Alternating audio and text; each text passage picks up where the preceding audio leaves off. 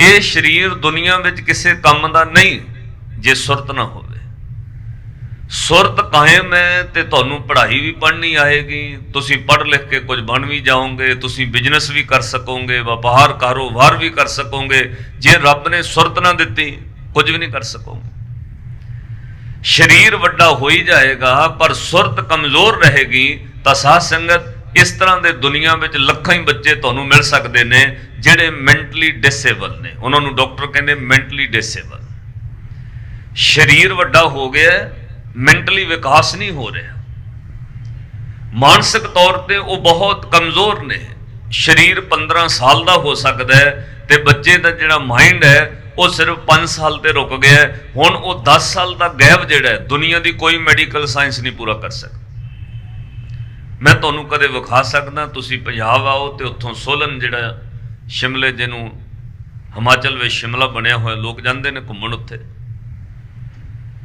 ਉੱਥੇ ਰਸਤੇ ਵਿੱਚ ਸੋਲਨ ਆਉਂਦਾ ਹੈ, ਉੱਥੇ ਬਹੁਤ ਵੱਡਾ ਆਸ਼ਰਮ ਬਣਿਆ। ਲੋਕ ਵਿਦੇਸ਼ਾਂ ਤੋਂ, ਆਸਟ੍ਰੇਲੀਆ ਤੋਂ, ਨਿਊਜ਼ੀਲੈਂਡ ਤੋਂ, ਇੰਗਲੈਂਡ ਤੋਂ, ਦੂਜੀਆਂ ਕੰਟਰੀਆਂ ਤੋਂ ਆਪਣੇ ਬੱਚਿਆਂ ਨੂੰ ਉੱਥੇ ਛੱਡ ਕੇ ਗਏ ਨੇ ਕਿ ਸ਼ਾਇਦ ਉਹ ਕਿਸੇ ਤਰ੍ਹਾਂ ਦੀਆਂ ਕਈ ਦੇਸੀ ਜੜੀ ਬੂਟੀਆਂ ਪਿਲਾਉਂਦੇ ਨੇ, ਰਖਾਉਂਦੇ ਨੇ, ਬੱਚੇ ਦਾ ਮਾਈਂਡ ਜਿਹੜਾ ਵਿਕਾਸ ਕਰਦਾ ਹੈ। ਪਰ ਸਾਧ ਸੰਗਤ ਹਜ਼ਾਰਾਂ ਲੱਖਾਂ ਡਾਲਰ ਖਰਚਣ ਤੋਂ ਬਾਅਦ ਵੀ ਉਹ ਬੱਚਿਆਂ ਦਾ ਬਰਾਬਰ ਬੈਲੈਂਸ ਨਹੀਂ ਹੋਇਆ। ਨਾ ਸਰੀਰ 15-20 ਸਾਲ ਦਾ ਹੋ ਗਿਆ ਤੇ ਜਿਹੜਾ ਮੈਂਟਲੀ ਵਿਕਾਸ ਹੈ ਉਹ 5-6 ਸਾਲ ਤੇ ਰੁਕ ਗਿਆ। 15-20 ਸਾਲ ਦਾ ਸਰੀਰ ਬੱਚਾ ਜਿਹੜਾ ਉਹ ਬੱਚਿਆਂ ਦੀਆਂ ਹਰਕਤਾਂ ਕਰ ਰਿਹਾ, ਸਰੀਰ 20 ਸਾਲ ਦਾ, ਹਰਕਤ 5 ਸਾਲ ਦੇ ਬੱਚੇ ਦੀ ਹੈ। ਦੁਨੀਆ ਦੀ ਕੋਈ ਮੈਡੀਕਲ ਸਾਇੰਸ ਉਹਨੂੰ ਪੂਰਾ ਹੀ ਨਹੀਂ ਕਰ ਸਕੀ। ਉੱਥੇ ਲੋਕਾਂ ਜ਼ੋਰ ਲਾ ਲਿਆ, ਜਿਹੜੇ ਬੰਦੇ ਕਹਿੰਦੇ ਸਨ ਅਸੀਂ ਪੜ੍ਹੇ ਲਿਖੇ ਬਹੁਤ ਹਾਂ, ਸਾਡੇ ਕੋਲ ਪੈਸਾ ਬਹੁਤ ਹੈ, ਬਿਜ਼ਨਸ ਵਪਾਰ ਮੈਂ ਸਭ ਕੁਝ ਕਰ ਰਹੇ ਹਾਂ, ਉੱਥੇ ਆ ਕੇ ਸਮਝ ਪੈਂਦੀ ਨਹੀਂ ਰੱਬ ਵੀ ਕੋਈ ਸ਼ਕਤੀ ਹੈ। ਇਹ ਸਰੀਰ ਨੂੰ ਤੰਦਰੁਸਤੀ ਦੇ ਕੇ ਚਲਾਉਣ ਵਾਲਾ ਕੌਣ ਹੈ? ਰੱਬ। ਉਹ ਅਕਾਲ ਪੁਰਖ ਰੱਬ ਪਰਮਾਤਮਾ ਜਿਹੜਾ ਸਾਨੂੰ ਚਲਾ ਰਿਹਾ ਹੈ। ਜੇ ਉਹ ਵਿਕਾਸ ਰੋਕਦਾ ਹੈ, ਦੁਨੀਆ ਦੀ ਕੋਈ ਮੈਡੀਕਲ ਸਾਇੰਸ ਉਹਦਾ ਵਿਕਾਸ ਪੂਰਾ ਨਹੀਂ ਕਰ ਸਕਦੀ। ਉਹਨੂੰ ਮਹਾਰਾਜ ਨੇ ਕਿਹਾ ਉਕਤ ਜੋਤ ਲੈ ਸੁਰਤ ਪਰਖਿਆ। ਰੱਬ ਨੇ ਸੁਰਤ ਪਾਈ ਹੈ।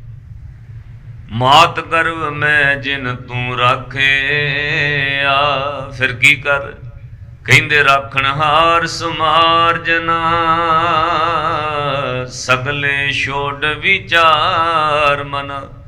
ਬੰਦਿਆ ਸਾਰੀਆਂ ਗੱਲਾਂ ਛੱਡ ਦਿਆ ਕਰ, ਇੱਕ ਗੱਲ ਜ਼ਰੂਰ ਚੇਤੇ ਰੱਖ, ਤੈਨੂੰ ਰੱਬ ਨੇ ਤੰਦਰੁਸਤੀ ਦਿੱਤੀ ਹੈ, ਉਹਦਾ ਥੈਂਕਸ ਜ਼ਰੂਰ ਕਰ। ਸਵੇਰੇ ਨੀਂਦ ਚੋਂ ਉੱਠਦਿਆਂ ਸਾਰ ਉਹਦਾ ਧਿਆਨ ਧਰ ਕੇ 2-4-10 ਵਾਰ ਕਹਿ ਦਿਆ ਕਰ ਸਤਨਾਮ ਸ੍ਰੀ ਵਾਹਿਗੁਰੂ ਵਾਹਿਗੁਰੂ। ਕਿਉਂ? ਉਹਨੇ ਤੰਦਰੁਸਤੀ ਦਿੱਤੀ ਹੈ, ਉਹਨੇ ਸਰੀਰ ਤੇਰਾ ਤੰਦਰੁਸਤ ਰੱਖਿਆ ਹੈ। ਜੇ ਉਹ ਤੇਰੇ ਸਰੀਰ ਵਿੱਚੋਂ ਸੁਰਤ ਨਾ ਦਵੇ ਤਾਂ ਤੂੰ ਉਹਦਾ ਕੀ ਵਿਗਾੜ ਲੈਣਾ ਸੀ? ਲੱਖਾਂ ਲੋਕ ਦੁਨੀਆ ਵਿੱਚ ਨੇਤਰਹੀਣ ਪੈਦਾ ਹੋਏ ਨੇ, ਉਹਨੇ ਰੱਬ ਦਾ ਕੀ ਵਿਗਾੜ ਲਿਆ? ਤੈਨੂੰ ਵੀ ਨੇਤਰਹੀਣ ਰੱਖ ਲੈਂਦਾ, ਤੂੰ ਰੱਬ ਦਾ ਕੀ ਕਰ ਲੈਣਾ ਸੀ? ਲੱਖਾਂ ਲੋਕ ਸਰੀਰ ਕਰਕੇ ਅਪਾਹਿਜ ਪੈਦਾ ਹੋਏ ਨੇ, ਸਾਰੀ ਉਮਰ ਵੀਲ ਚੇਅਰ ਤੇ ਲੰਘ ਗਈ, ਉਹਨੇ ਰੱਬ ਦਾ ਕੀ ਵਿਗਾੜ ਲਿਆ? ਜੇ ਰੱਬ ਤੈਨੂੰ ਵੀ ਉਸ ਤਰ੍ਹਾਂ ਰੱਖ ਲੈਂਦਾ, ਤੂੰ ਉਹਦਾ ਕੀ ਕਰ ਲੈਣਾ ਸੀ? ਇਸ ਲਈ ਅਕਾਲ ਪੁਰਖ ਰੱਬ ਦਾ ਸ਼ੁਕਰਾਨਾ ਕਰ, ਉਹਨੇ ਤੇਰੇ ਸਰੀਰ ਨੂੰ ਤੰਦਰੁਸਤੀ ਦਿੱਤੀ ਹੈ। ਜਿਵੇਂ ਲੋਕਾਂ ਦਾ ਥੋੜੀ ਥੋੜੀ ਚੀਜ਼ ਉੱਤੇ ਥੈਂਕ ਯੂ ਕਰਦਾ ਏਦਾਂ ਰੱਬ ਦਾ ਥੈਂਕਸ ਜ਼ਰੂਰ ਕਰਿਆ ਕਰ। ਤੇ ਦੂਜੀ ਗੱਲ, ਜੇ ਰੱਬ ਦੇ ਨੇੜੇ ਰਹਿਣਾ ਤੇ ਫਿਰ ਪਾਤਸ਼ਾਹ ਨੇ ਕਿਹਾ ਸਾਰਾ ਦਿਨ ਲੰਘਦਾ, ਰਾਤੀ ਸੌਣ ਲੱਗਿਆ ਰੱਬ ਕੋਲੋਂ ਸੌਰੀ ਮੰਗ ਲਿਆ ਕਰ। ਕਿਉਂ? ਉਹਦੀਆਂ ਦਿੱਤੀਆਂ ਅੱਖਾਂ ਨਾਲ ਤੂੰ ਬੜਾ ਕੁਝ ਗਲਤ ਵੇਖ ਲਿਆ, ਉਹਦੀ ਦਿੱਤੀ ਇਸ ਜ਼ੁਬਾਨ ਨਾਲ ਤੂੰ ਕਿੰਨੀ ਵਾਰ ਝੂਠ ਵੀ ਬੋਲ ਲਿਆ ਹੋਣਾ, ਉਹਦੇ ਦਿੱਤੇ ਕੰਨਾਂ ਨਾਲ ਸੰਸਾਰ ਦੀਆਂ ਵਿਅਰਥ ਗੱਲਾਂ ਸੁਣ ਲਈਆਂ ਨੇ। ਭਲਿਆ ਉਹਨੇ ਬਹੁਤ ਕੁਝ ਦਿੱਤਾ, ਤੂੰ ਸ਼ੁਕਰ ਕਰ ਨਹੀਂ ਸਕਿਆ, ਉਹਦਾ ਥੈਂਕਸ ਨਹੀਂ ਕੀਤਾ। ਰਾਤੀ ਸੌਣ ਲੱਗਿਆ ਸੌਰੀ ਮੰਗ ਲਿਆ ਕਰ। ਬਸ ਆ 2 ਸ਼ਬਦ ਤੈਨੂੰ ਰੱਬ ਦੇ ਨੇੜੇ ਕਰ ਦੇਣਗੇ, ਤੂੰ ਤੇ ਰੱਬ ਇੱਕ ਨੇੜੇ ਹੋ ਕੇ ਰਹਿਣ ਲੱਗ ਜਾਓਗੇ। ਇੱਕ ਸ਼ਾਹੂਕਾਰ ਹੋਇਆ, ਉਹ ਬੜਾ ਵੱਡਾ ਦਾਨੀ, ਸੰਤ ਕਵੀ ਭਾਈ ਵੀਰ ਸਿੰਘ ਹੋਰਾਂ ਰਬਾਈ ਲਿਖੀ ਹੈ। ਕਹਿੰਦੇ ਨੇ ਉਹ ਦਾਨੀ ਵੀ ਸੀ ਤੇ ਦਾਨੀ ਵੀ ਦੁਨੀਆ ਤੋਂ ਵੱਖਰਾ। ਏਦਾਂ ਦਾ ਦਾਨੀ ਸ਼ਾਇਦ ਕਿਸੇ ਨੇ ਵੇਖਿਆ ਨਹੀਂ। ਉਹ ਜਿਹੜਾ ਸੇਠ ਸੀ ਉਹਨੇ ਸਵੇਰੇ ਉੱਠ ਕੇ ਦਾਨ ਦੇਣਾ ਤਾਂ ਬਹੁਤ ਭਿਖਾਰੀ ਮੰਗਣ ਵਾਲੇ ਮੰਗਤੇ ਵੈਗਰ ਉਹਦੇ ਕੋਲ ਦਾਨ ਲੈਣ ਆਉਣ। ਜਿਸ ਜਗ੍ਹਾ ਉੱਤੇ ਬਹਿ ਕੇ ਉਹ ਦਾਨ ਵੰਡਦਾ ਸੀ ਉਹਨੇ ਸਭ ਨੂੰ ਇੱਕੋ ਜਿਹੇ ਪੈਸੇ ਵੰਡਣੇ ਸਭ ਨੂੰ ਕੱਪੜੇ ਵੰਡਣੇ। ਜਦੋਂ ਉਹਨੇ ਸਵੇਰੇ ਦਾਨ ਦੇਣ ਵਾਸਤੇ ਬਹਿ ਜਾਣਾ ਤਾਂ ਕਹਿੰਦੇ ਜਿਹੜਾ ਵੀ ਦਾਨ ਲੈਣ ਆਵੇ ਸ਼ਾਹੂਕਾਰ ਉਹਦੇ ਚਿਹਰੇ ਵੱਲ ਨਹੀਂ ਸੀ ਵੇਖਦਾ। ਸਿਰ ਨੀਵਾਂ, ਅੱਖਾਂ ਨੀਵੀਆਂ। ਉਹਨੇ ਇਹ ਨਹੀਂ ਵੇਖਣਾ ਵੀ ਮੰਗਣ ਪਾਉਣ ਆਇਆ। ਜਿਹਨੂੰ ਦਾਨ ਦੇਣਾ ਉਹਦੀਆਂ ਅੱਖਾਂ ਵੱਲ ਨਹੀਂ ਸੀ ਵੇਖਦਾ, ਜਿਹਨੂੰ ਦਾਨ ਦੇਣਾ ਉਹਦੇ ਚਿਹਰੇ ਵੱਲ ਨਹੀਂ ਸੀ ਵੇਖਦਾ। ਤਾਂ ਉਹ ਸੇਠ ਨੇ ਕੀ ਕਰਨਾ, ਸਿਰ ਨੀਵਾਂ ਰੱਖਣਾ, ਅੱਖਾਂ ਨੀਵੀਆਂ ਰੱਖਣੀਆਂ, ਹੱਥ ਨਾਲ ਦਾਨ ਚੁੱਕ ਕੇ ਜਦੋਂ ਹੱਥ ਦੇਣਾ, ਹੱਥ ਉੱਚਾ ਕਰਕੇ ਝੋਲੀ ਵਿੱਚ ਪਾਉਣਾ। ਕਿਉਂ? ਮੰਗਣ ਵਾਲੇ ਨੂੰ ਝੁਕਣਾ ਨਾ ਪਵੇ। ਮੰਗਣ ਵਾਲਾ ਝੁੱਕ ਕੇ ਨਾ ਝੋਲੀ ਅੱਗੇ ਕਰੇ, ਉਹਨੇ ਹੱਥ ਉੱਚਾ ਕਰਕੇ ਉਹਦੀ ਝੋਲੀ ਵਿੱਚ ਦਾਨ ਪਾਣਾ, ਆਪਣਾ ਸਿਰ ਤੇ ਅੱਖਾਂ ਨੀਵੀਆਂ ਰੱਖਣੀਆਂ। ਕਦੇ ਮੰਗਣ ਵਾਲੇ ਨਾਲ ਅੱਖਾਂ ਨਾ ਮਿਲਾਉਣੀਆਂ, ਕਦੇ ਉੱਚਾ ਸਿਰ ਨਾ ਕਰਨਾ, ਕਦੇ ਉਸ ਮੰਗਤੇ ਵੱਲ ਨਾ ਵੇਖਣਾ। ਇੱਕ ਦਿਨ ਕਿਸੇ ਮੰਗਤੇ ਨੇ ਪੁੱਛ ਲਿਆ ਉਹਨੂੰ, ਕਹਿੰਦਾ ਸੇਠ ਜੀ ਅਸੀਂ ਹੋਰ ਵੀ ਕਈਆਂ ਥਾਵਾਂ ਤੋਂ ਮੰਗੀਦਾ। ਦਾਨੀ ਜਿਹੜੇ ਦੇਣ ਵਾਲੇ ਹੁੰਦੇ ਨੇ ਉਹ ਸਿਰ ਉੱਚਾ ਕਰਕੇ ਦਾਨ ਦਿੰਦੇ ਨੇ, ਵੀ ਮੈਂ ਦਾਨ ਦੇ ਰਿਹਾ, ਮੈਨੂੰ ਸਿਰੋਂ ਪਾਉ ਵੀ ਮਿਲਣਾ ਚਾਹੀਦਾ, ਮੇਰਾ ਨਾਮ ਵੀ ਅਨਾਉਂਸ ਹੋਣਾ ਚਾਹੀਦਾ, ਨਾਲੇ ਜਿਹਦੀ ਮੈਂ ਮਦਦ ਕਰ ਰਿਹਾ, ਹੈਲਪ ਕਰ ਰਿਹਾ, ਉਹ ਬੰਦੇ ਨੂੰ ਮੈਂ ਵੇਖਾਂ ਕੌਣ ਹੈ, ਤੇ ਕੱਲ ਨੂੰ ਕਿਤੇ ਕਹਿਣਾ ਪਵੇ ਤੇ ਕਹਿ ਵੀ ਦੇਵਾਂਗੇ ਸਾਹਮਣੇ ਵੀ ਤੇਰੀ ਮੈਂ ਮਦਦ ਕੀਤੀ, ਇੰਨਾ ਤੈਨੂੰ ਦਾਨ ਦਿੱਤਾ। ਪਰ ਸੇਠ ਜੀ, ਸ਼ਾਹੂਕਾਰ ਜੀ, ਤੁਹਾਡੇ ਵਰਗਾ ਬੰਦਾ ਪਹਿਲੀ ਵਾਰ ਵੇਖਿਆ। ਸੇਠ ਜੀ ਏਦਾਂ ਦਾ ਦਾਨੀ ਅਸੀਂ ਨਹੀਂ ਕਦੇ ਵੇਖਿਆ ਬਈ ਦਾਨ ਦੇਣ ਵਾਲੇ ਦਾ ਸਿਰ ਨੀਵਾਂ ਹੋਵੇ, ਦਾਨ ਦੇਣ ਵਾਲੇ ਦੀਆਂ ਅੱਖਾਂ ਝੁਕੀਆਂ ਹੋਣ, ਤੇ ਉਹ ਲੈਣ ਵਾਲੇ ਨੂੰ ਦਾਨ ਉੱਚਾ ਕਰਕੇ ਉਹਦੀ ਝੋਲੀ ਵਿੱਚ ਪਾਵੇ। ਕਿਉਂ? ਹੁਣ ਉਹ ਸੇਠ ਦਾ ਜਵਾਬ ਸੁਣਿਓ। ਉਹ ਕਹਿੰਦਾ ਮੈਂ ਹੱਥ ਉੱਚਾ ਕਰਕੇ ਦਾਨ ਝੋਲੀ ਵਿੱਚ ਇਸ ਲਈ ਪਾਉਣਾ, ਮੰਗਣ ਵਾਲੇ ਨੂੰ ਮੇਰੇ ਅੱਗੇ ਨਾ ਝੁਕਣਾ ਪਵੇ, ਮੰਗਣ ਵਾਲਾ ਸਿਰ ਝੁਕਾ ਕੇ ਨੀਵਾਂ ਹੋ ਕੇ ਦਾਨ ਨਾ ਲਵੇ। ਮੈਂ ਹੱਥ ਉੱਚਾ ਕਰਕੇ ਉਹਦੀ ਝੋਲੀ 'ਚ ਪਾ ਦਿੰਦਾ ਤਾਂ ਜੋ ਮੰਗਣ ਵਾਲੇ ਨੂੰ ਝੁਕਣਾ ਨਾ ਪਵੇ। ਉਹਨਾਂ ਕਿਹਾ ਚਲੋ ਇਹ ਤਾਂ ਗੱਲ ਠੀਕ ਹੈ ਬਈ ਤੁਹਾਡੀ ਦੇਹਾਂਤਧਾਰੀ ਹੈ, ਤੁਹਾਡੇ ਅੰਦਰ ਇਹ ਰਿਸਪੈਕਟ ਹੈ ਇੱਕ ਮੰਗਤੇ ਦੇ ਪ੍ਰਤੀ, ਬਈ ਕੋਈ ਵੈਗਰ ਆਇਆ ਤਾਂ ਉਹਦੀ ਰਿਸਪੈਕਟ ਹੈ ਵੀ ਉਹ ਝੁਕੇ ਨਾ ਮੇਰੇ ਅੱਗੇ, ਨੀਵਾਂ ਨਾ ਹੋਵੇ। ਚਲੋ ਦਾਨ ਉਹਨੂੰ ਉੱਚਾ ਕਰਕੇ ਝੋਲੀ 'ਚ ਪਾਤਾ, ਬਈ ਮੇਰੇ ਅੱਗੇ ਨਾ ਝੁਕੀ। ਪਰ ਸੇਠ ਜੀ ਇਹ ਤਾਂ ਦੱਸੋ ਵੀ ਅੱਖਾਂ ਨੀਵੀਆਂ ਕਿਉਂ ਕਰਦੇ ਹੋ? ਇਹ ਤਾਂ ਦੱਸੋ ਵੀ ਸਿਰ ਨੀਵਾਂ ਕਿਉਂ ਕੀਤਾ ਹੈ? ਲੋਕ ਦਾਨ ਦੇਣ ਲੱਗਿਆ ਆਕੜ ਨਾਲ ਦਾਨ ਦਿੰਦੇ ਨੇ, ਤੇ ਤੁਸੀਂ ਸਿਰ ਨੀਵਾਂ ਕਰਕੇ, ਸਿਰ ਝੁਕਾ ਕੇ, ਅੱਖਾਂ ਨੀਵੀਆਂ ਕਰਕੇ ਧਰਤੀ ਵੱਲ ਫਿਰ ਦਾਨ ਦਿੰਦੇ ਹੋ, ਕਦੇ ਮੰਗਤੇ ਦੇ ਚਿਹਰੇ ਵੱਲ ਨਹੀਂ ਵੇਖਦੇ। ਕਿਉਂ? ਹੁਣ ਉਹ ਸੇਠ ਨੇ ਜਵਾਬ ਬੜਾ ਪਿਆਰਾ ਦਿੱਤਾ। ਭਾਈ ਵੀਰ ਸਿੰਘ ਹੋਰਾਂ ਇਹ ਦੋ ਪੰਕਤੀਆਂ ਲਿਖੀਆਂ ਨੇ। ਕਹਿੰਦੇ ਮੰਗਤੇ ਨੇ ਦਾਨ ਦੇਣ ਵਾਲੇ ਸੇਠ ਨੂੰ ਪੁੱਛਿਆ, ਪੁੱਛੇ ਕਹਾਂ ਨਵਾਬ ਜੂ, ਐ ਸੇਠ ਜੀ ਨਵਾਬ ਜੀ ਦੱਸਿਓ ਜਰਾ। ਪੁੱਛੇ ਕਹਾਂ ਨਵਾਬ ਜੂ, ਦੇਣੀ ਐਸੀ ਦੇਣ। ਪੁੱਛਿਆ ਨਵਾਬ ਜੀ ਇਹ ਕਿੱਥੋਂ ਸਿੱਖੇ ਹੋ ਏਦਾਂ ਦਾਨ ਦੇਣਾ, ਕਿ ਸਿਰ ਨੀਵਾਂ, ਅੱਖਾਂ ਨੀਵੀਆਂ, ਸਾਹਮਣੇ ਵਾਲੇ ਨੂੰ ਝੁਕਣ ਨਹੀਂ ਦੇਣਾ। ਸਿੱਖੇ ਕਹਾਂ ਨਵਾਬ ਜੋ, ਦੇਣੀ ਐਸੀ ਦੇਣ। ਜਿਉਂ ਜਿਉਂ ਕਰ ਉੱਚੇ ਉਠੈ, ਤਿਉਂ ਤਿਉਂ ਨੀਚੇ ਨੈਣ। ਹੱਥ ਉੱਚਾ ਕਰਕੇ ਦਾਨ ਦਿੰਦੇ ਹੋ ਤੇ ਨੈਣ ਨੀਵੇਂ ਕਰ ਲੈਂਦੇ ਹੋ, ਅੱਖਾਂ ਨੀਵੀਆਂ ਕਰ ਲੈਂਦੇ ਹੋ। ਕਿਉਂ? ਤੁਹਾਨੂੰ ਤਾਂ ਅੱਖਾਂ ਉੱਚੀਆਂ ਕਰਕੇ ਦਾਨ ਦੇਣਾ ਚਾਹੀਦਾ, ਦਾਨੀ ਹੋ ਤੁਸੀਂ। ਸਿੱਖੇ ਕਹਾਂ ਨਵਾਬ ਜੋ, ਦੇਣੀ ਐਸੀ ਦੇਣ। ਜਿਉਂ ਜਿਉਂ ਕਰ ਉੱਚੇ ਉਠੈ, ਤਿਉਂ ਤਿਉਂ ਨੀਚੇ ਨੈਣ। ਅੱਖਾਂ ਨੀਵੀਆਂ ਕਿਉਂ? ਤੇ ਸੇਠ ਦਾ ਜਵਾਬ ਬੜਾ ਪਿਆਰਾ ਸੀ। ਕਹਿੰਦਾ ਅੱਖਾਂ ਮੈਂ ਸ਼ਰਮ ਨਾਲ ਨੀਵੀਆਂ ਕਰ ਲੈਂਦਾ। ਉਹ ਮੰਗਤਾ ਕਹਿੰਦਾ ਜੀ ਦਾਨ ਦੇਣ 'ਚ ਕਾਹਦੀ ਸ਼ਰਮ ਹੈ? ਸ਼ਰਮ ਤਾਂ ਮੰਗਣ ਵਾਲੇ ਨੂੰ ਚਾਹੀਦੀ ਹੈ, ਦਾਨੀ ਨੂੰ ਤਾਂ ਕੋਈ ਸ਼ਰਮ ਹੀ ਨਹੀਂ। ਦਾਨ ਦੇਣਾ ਤਾਂ ਚੰਗੀ ਗੱਲ ਹੈ, ਤੁਹਾਨੂੰ ਸ਼ਰਮ ਕਿਹੜੀ ਗੱਲ ਦੀ ਆਉਂਦੀ ਹੈ? ਤੁਸੀਂ ਤਾਂ ਦਾਨੀ ਹੋ, ਅੱਖਾਂ ਸ਼ਰਮ ਨਾਲ ਨੀਵੀਆਂ ਕਰ ਲੈਂਦੇ ਹੋ। ਕਿਉਂ? ਦਾਨ ਦੇਣ ਵਿੱਚ ਕਿਹੜੀ ਸ਼ਰਮ ਹੈ? ਮੰਗਣ ਵਿੱਚ ਤਾਂ ਸ਼ਰਮ ਹੋ ਸਕਦੀ ਹੈ। ਸੇਠ ਨੇ ਗੱਲ ਬੜੀ ਪਿਆਰੀ ਕਹੀ, ਕਹਿੰਦੇ ਸੱਜਣੋ ਸ਼ਰਮ ਪਤਾ ਕਿਉਂ ਆਉਂਦੀ ਹੈ? ਉਹ ਮੰਗਤੇ ਪੁੱਛਦੇ ਕਿਉਂ? ਕਹਿੰਦੇ ਸ਼ਰਮ ਇਸ ਲਈ ਆਉਂਦੀ ਹੈ, ਜਿਹੜਾ ਮੈਂ ਦਾਨ ਦੇ ਰਿਹਾ ਉਹ ਮੈਂ ਥੋੜੀ ਦੇ ਰਿਹਾ, ਮੈਨੂੰ ਕੋਈ ਪਿੱਛੋਂ ਦੇਣ ਵਾਲਾ ਬੈਠਾ। ਜੇ ਮੈਨੂੰ ਰੱਬ ਨਾ ਦਵੇ ਮੈਂ ਕਿੱਥੋਂ ਦਾਨ ਦੇ ਲੈਣਾ ਸੀ? मैनू कोई पिछों दान देण वाला रब बैठा, वो मैनू दिंदा, मैं अगे वंड दिना, और जिहड़े लैण आउंदे ने वो मैनू दानी समझदे ने ते मैनू शर्म आउंदी, ओ मैं तां खुद रब दा मंगदा, मैनू लोग दानी समझदे ने, मैं फिर शर्म नाल अखां नीवियां कर लेना है, मैं मंगता लोग मैनू दानी समझ लैंदे। जवाब बड़ा प्यारा दिता, कहंदे देणहार कोई और है जो देता है दिन रैन, लोग भरम मुझ पर करें ताते नीचे नैन। देणहार कोई और है, देण वाला कोई होर है, लोग मैनू दानी समझ लेंदे ने, इसलिए मैं शर्म नाल अखां नीवियां कर लेना। देनहार कोई और है जो देता है दिन रैन, लोग भरम मुझ पर करे तांते नीचे नैन, इसलिए मेरी अखां झुक जांदियां ने। देण वाला कोई होर है। साध संगत जिद्दन बंदे नूं ये समझ आ जाए कि देण वाला कोई होर है, उदण तुसीं उहदे नाल जुड़ जाओगे जिहड़ा देण वाला है। वो कौन है? उन्होंने साहब ने कहा करण कारण प्रभ एक है, दूसरे नाही कोय, नानक तिस बलिहारण, जल थल मैयल सोए। धरती ते आकाश विच पताल विच जिथे भी कोई रहिंदा देण वाला वो बैठा है। मैं एक दिन एक कथा विच जिक्र किया, बंदा बंदे नाल ईर्खा करन लग पैंदा है, व्यापारी व्यापारी नाल ईर्खा करदा है, दुकानदार दुकानदार नाल ईर्खा करदा है। जदों कोई दुकान दूजी खुल जाए वो ईर्खालू हो जाता है। जदों कोई एक बिजनेस व्यापारी बंदा होर बिजनेसमैन उत्थे बिजनेस शुरू कर ले, दूजे बंदे नूं उहदे नाल ईर्खा हुंदी, इहने भी दुकान खोल लई, इहने भी आ कुछ रख लिया, बंदा एक दूजे नाल ईर्खा करदा।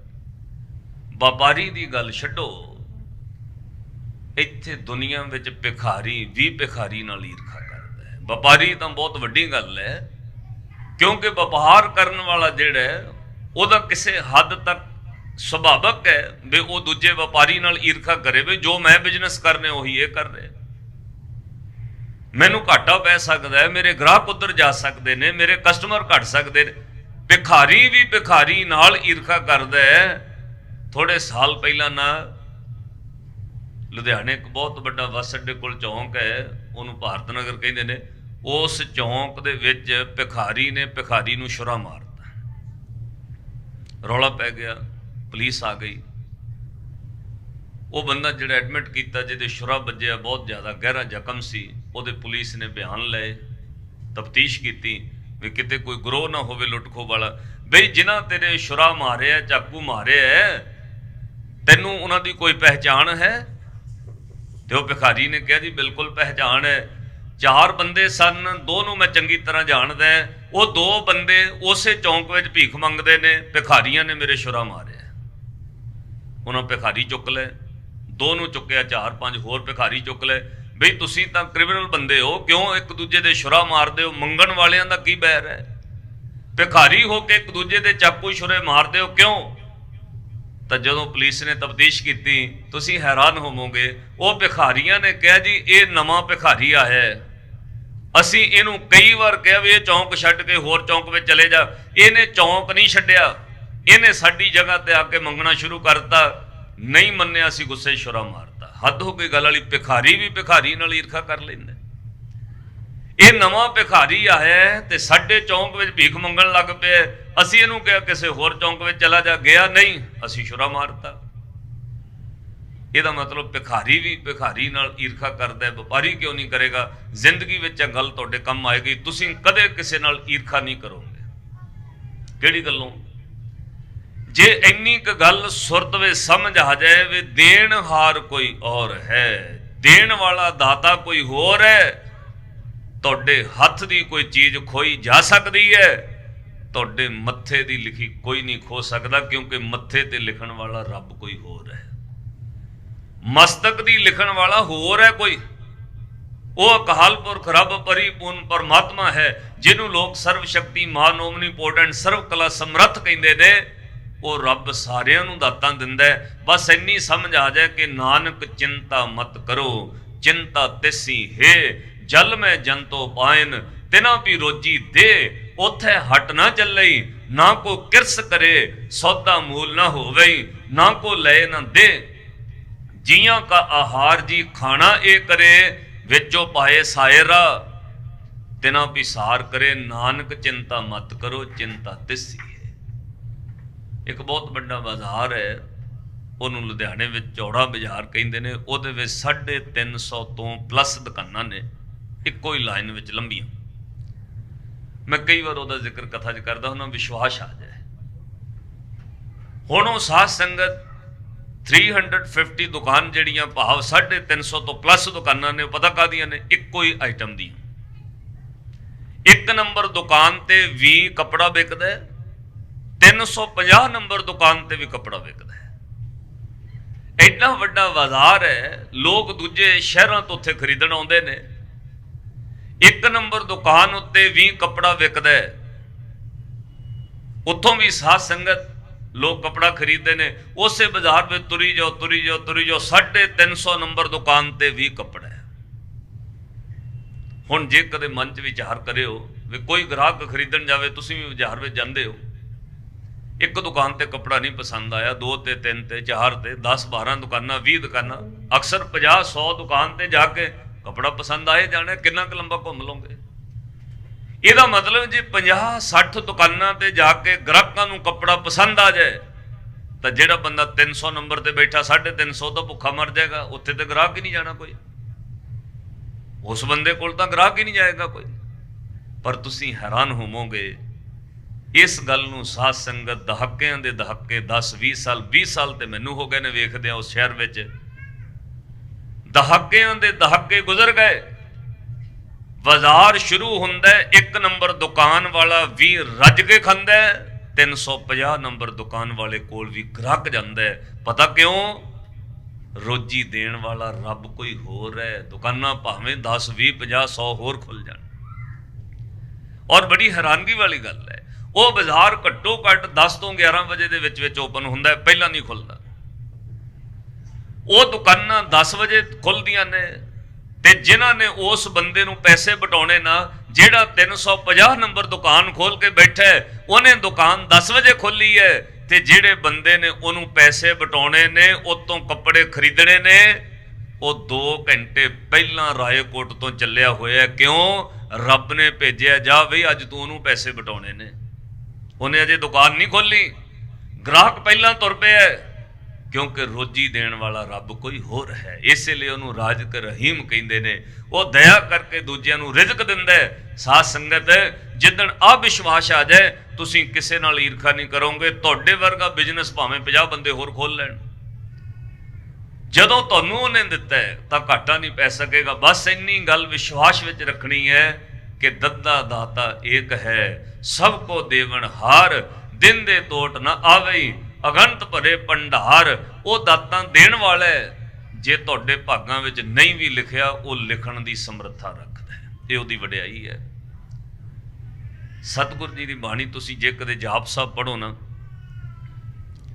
ਤਾਂ ਉਹਦੇ ਵਿੱਚ ਹਜ਼ੂਰ ਨੇ ਇੱਕ ਵਚਨ ਕਿਹਾ, ਨਮਸਤੰ ਜਲਾਸਰੇ ਨਮਸਤੰ ਨਰਾਸਰੇ। ਉਹਨੂੰ ਨਮਸਕਾਰ ਕਰ ਸਵੇਰੇ ਰੱਬ ਨੂੰ ਜਿਹਨੇ ਜਲ ਨੂੰ ਆਸਰਾ ਦਿੱਤਾ ਹੋਇਆ।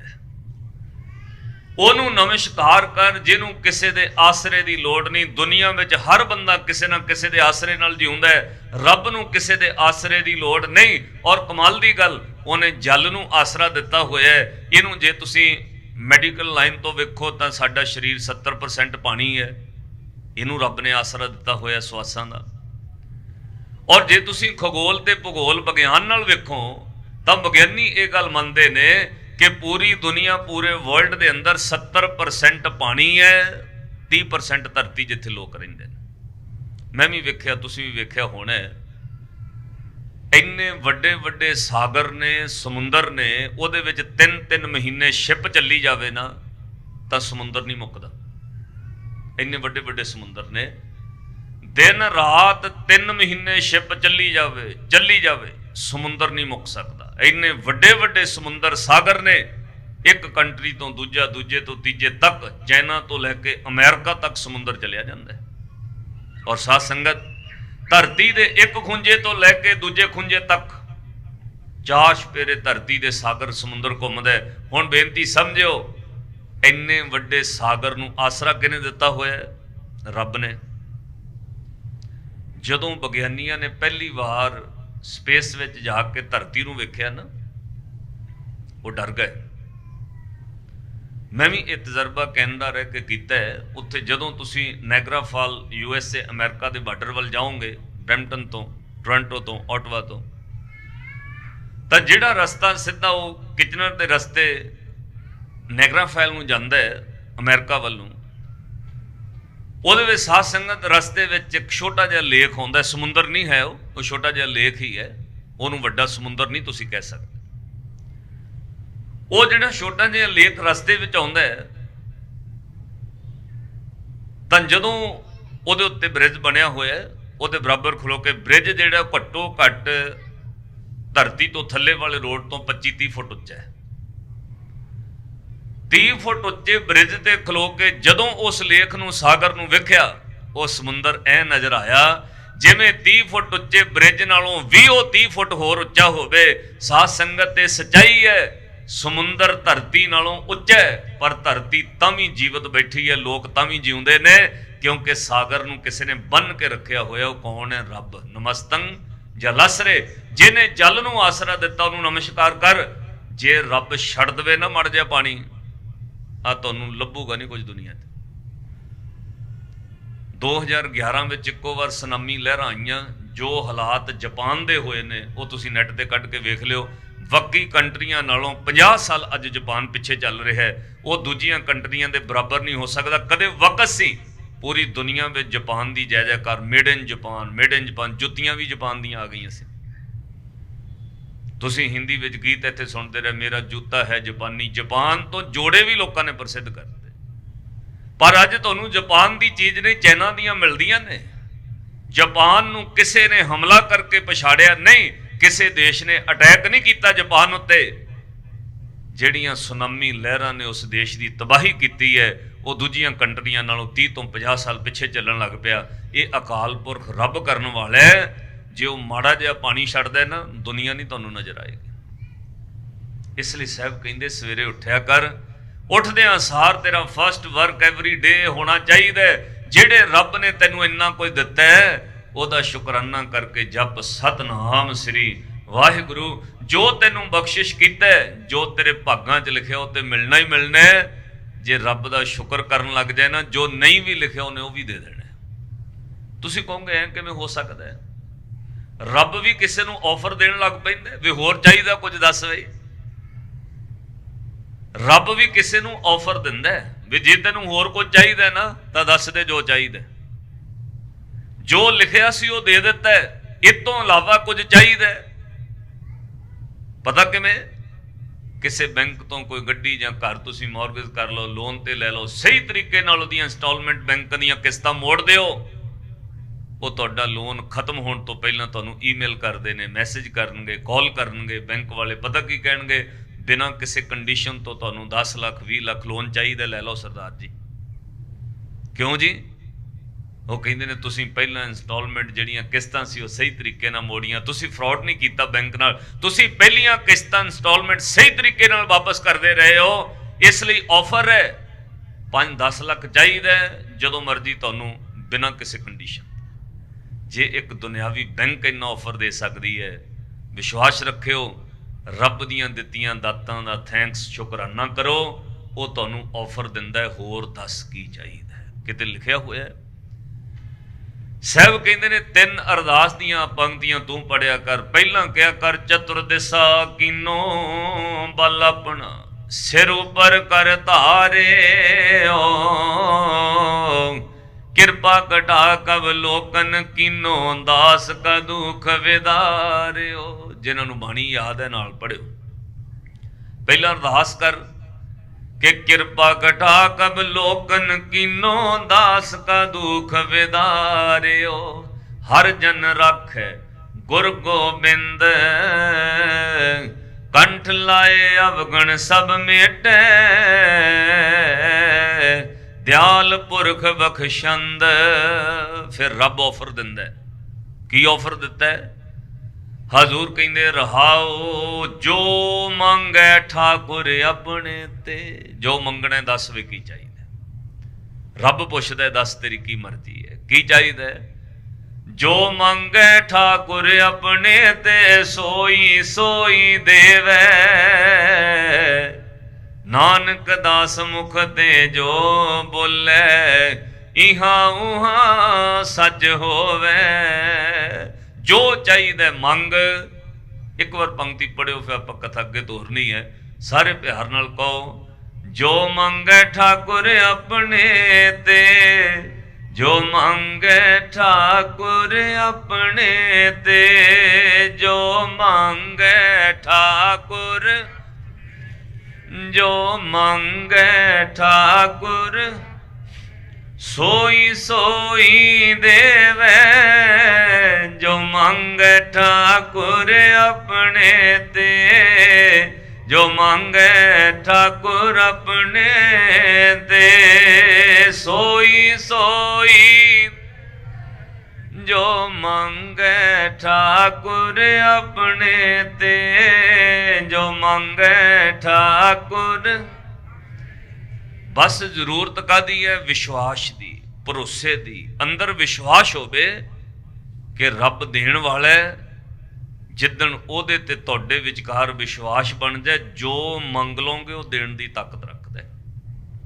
एक छोटी जी कथा मैं तुहाडे समक्ष रखनी है। दिन वो लंघे ने, श्री गुरु गोबिंद सिंह महाराज कलगीधर दशमेश पिता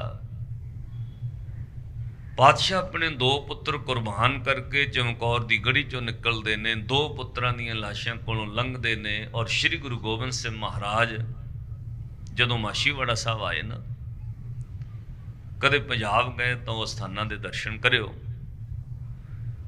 मैं तकरीबन दूजियां स्टेटां दे सब सिखां नूं, सब संगतां नूं बेनती करदा हुन्ना, जदों पंजाब आओ 5-7 दिन हफ्ते का वक्त कड्डो।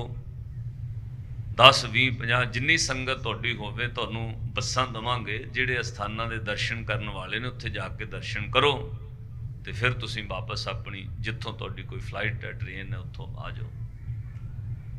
इस तरह की सेवा जदों भी होवे जरूर हुक्म करियो।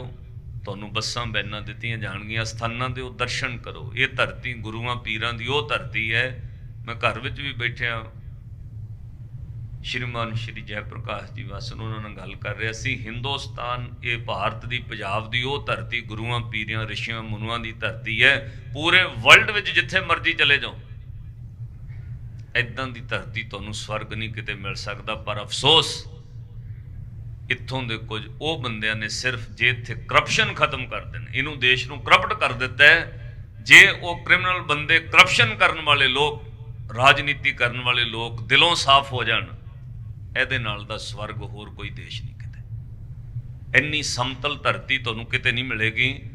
जदों तुसीं नैनीताल तो चलोगे, पूरा हरियाणा, पंजाब, यूपी और उतों अगे साध संगत लाहौर, पिशौर, सिंध तक कदे वेखियो, तुहानूं बिल्कुल समतल धरती मिलेगी। इन्ना लंबा खेत्रफल किसी देश में बराबर उपजाऊ नहीं मिलेगा तुहानूं, किसी भी कंट्री। भावें अमेरिका चले जाओ, मैं कैलीफोर्निया रह के वेखिया, हाँ है उत्थे 5-5 हज़ार एकड़ जमीन, पर उस तो बाद वो उपजाऊ नहीं है उत्थे। फिर अगे धरती, उस तो बाद फिर अगे वो समतल खेत्रफल इदां दी धरती नहीं है जिद्दां दी इस धरती ते। इन्नियां रुत्तां, इन्नियां फसलां, सब कुछ इस धरती ते। खैर, श्री गुरु गोबिंद सिंह महाराज कलगीधर पातशाह माछीवाड़ा साहब आ गए। वो खूह अज भी बने जिथे हजूर ने टिंड का सराहना लैके जल छक के आराम किया। उत्थे बह के रब नाल गल्लां कीतियां। मित्र प्यारे नूं हाल मुरीदां दा कहना, जारड़े दा सानू सत्थर चंगा, पट खेड़ियां दा रहना। श्री गुरु गोबिंद सिंह महाराज नूं उत्थे बैठे जदों वो खेतां दे मालक चौधरी गुलाबे पंजाबे नूं पता लगा ना, वो लैण आए।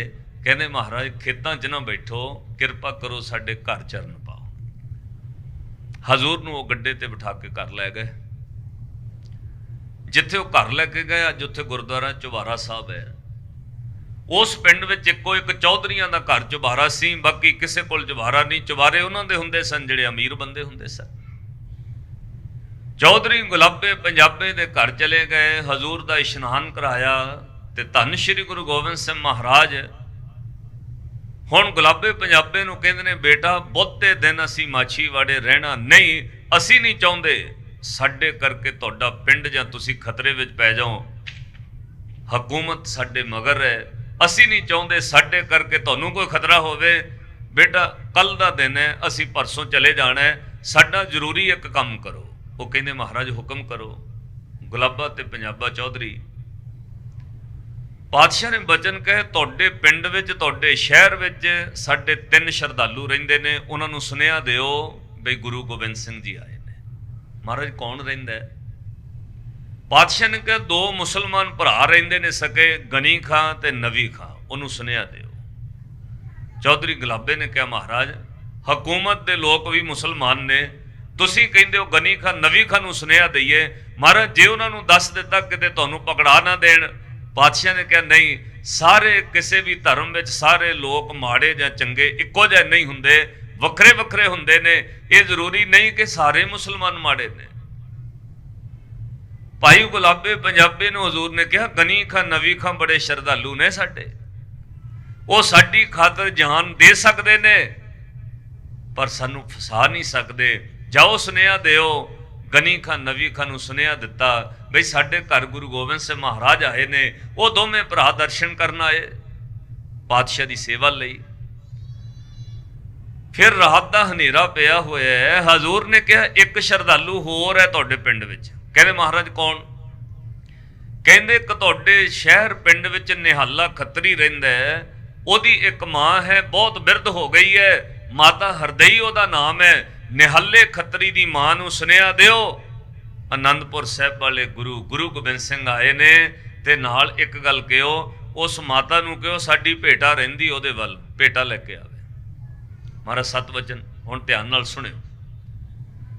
ਰਾਤ ਦਾ ਹਨੇਰਾ ਪਿਆ। ਚੌਧਰੀ ਗੁਲਾਬਾ ਪੰਜਾਬਾ ਨਿਹਾਲੇ ਖੱਤਰੀ ਦੇ ਘਰ ਚਲੇ ਗਏ। ਦਰਵਾਜ਼ਾ ਖੜਕਾ ਕੇ ਸੁਨੇਹਾ ਦਿੱਤਾ ਤੇ ਪੁੱਛਿਆ ਬਈ ਤੁਹਾਡੀ ਮਾਤਾ ਹਰਦਈ? ਕਹਿਣਗੇ ਉਹ ਤਾਂ ਬਹੁਤ ਬਿਰਧ ਹੈ, ਘਰ ਹੈ, ਦੱਸੋ ਕੀ ਕੰਮ ਹੈ? ਮਾਤਾ ਨੂੰ ਜਾ ਕੇ ਕਿਹਾ ਗੁਰੂ ਗੋਬਿੰਦ ਸਿੰਘ ਮਹਾਰਾਜ ਆਏ ਨੇ, ਮਾਤਾ ਤੈਨੂੰ ਯਾਦ ਕਰ ਰਹੇ ਨੇ ਤੇ ਕੋਈ ਭੇਟਾ ਰਹਿੰਦੀ ਹੈ ਗੁਰੂ ਦੀ ਤੇਰੇ ਵੱਲ, ਉਹ ਲੈ ਕੇ ਆ।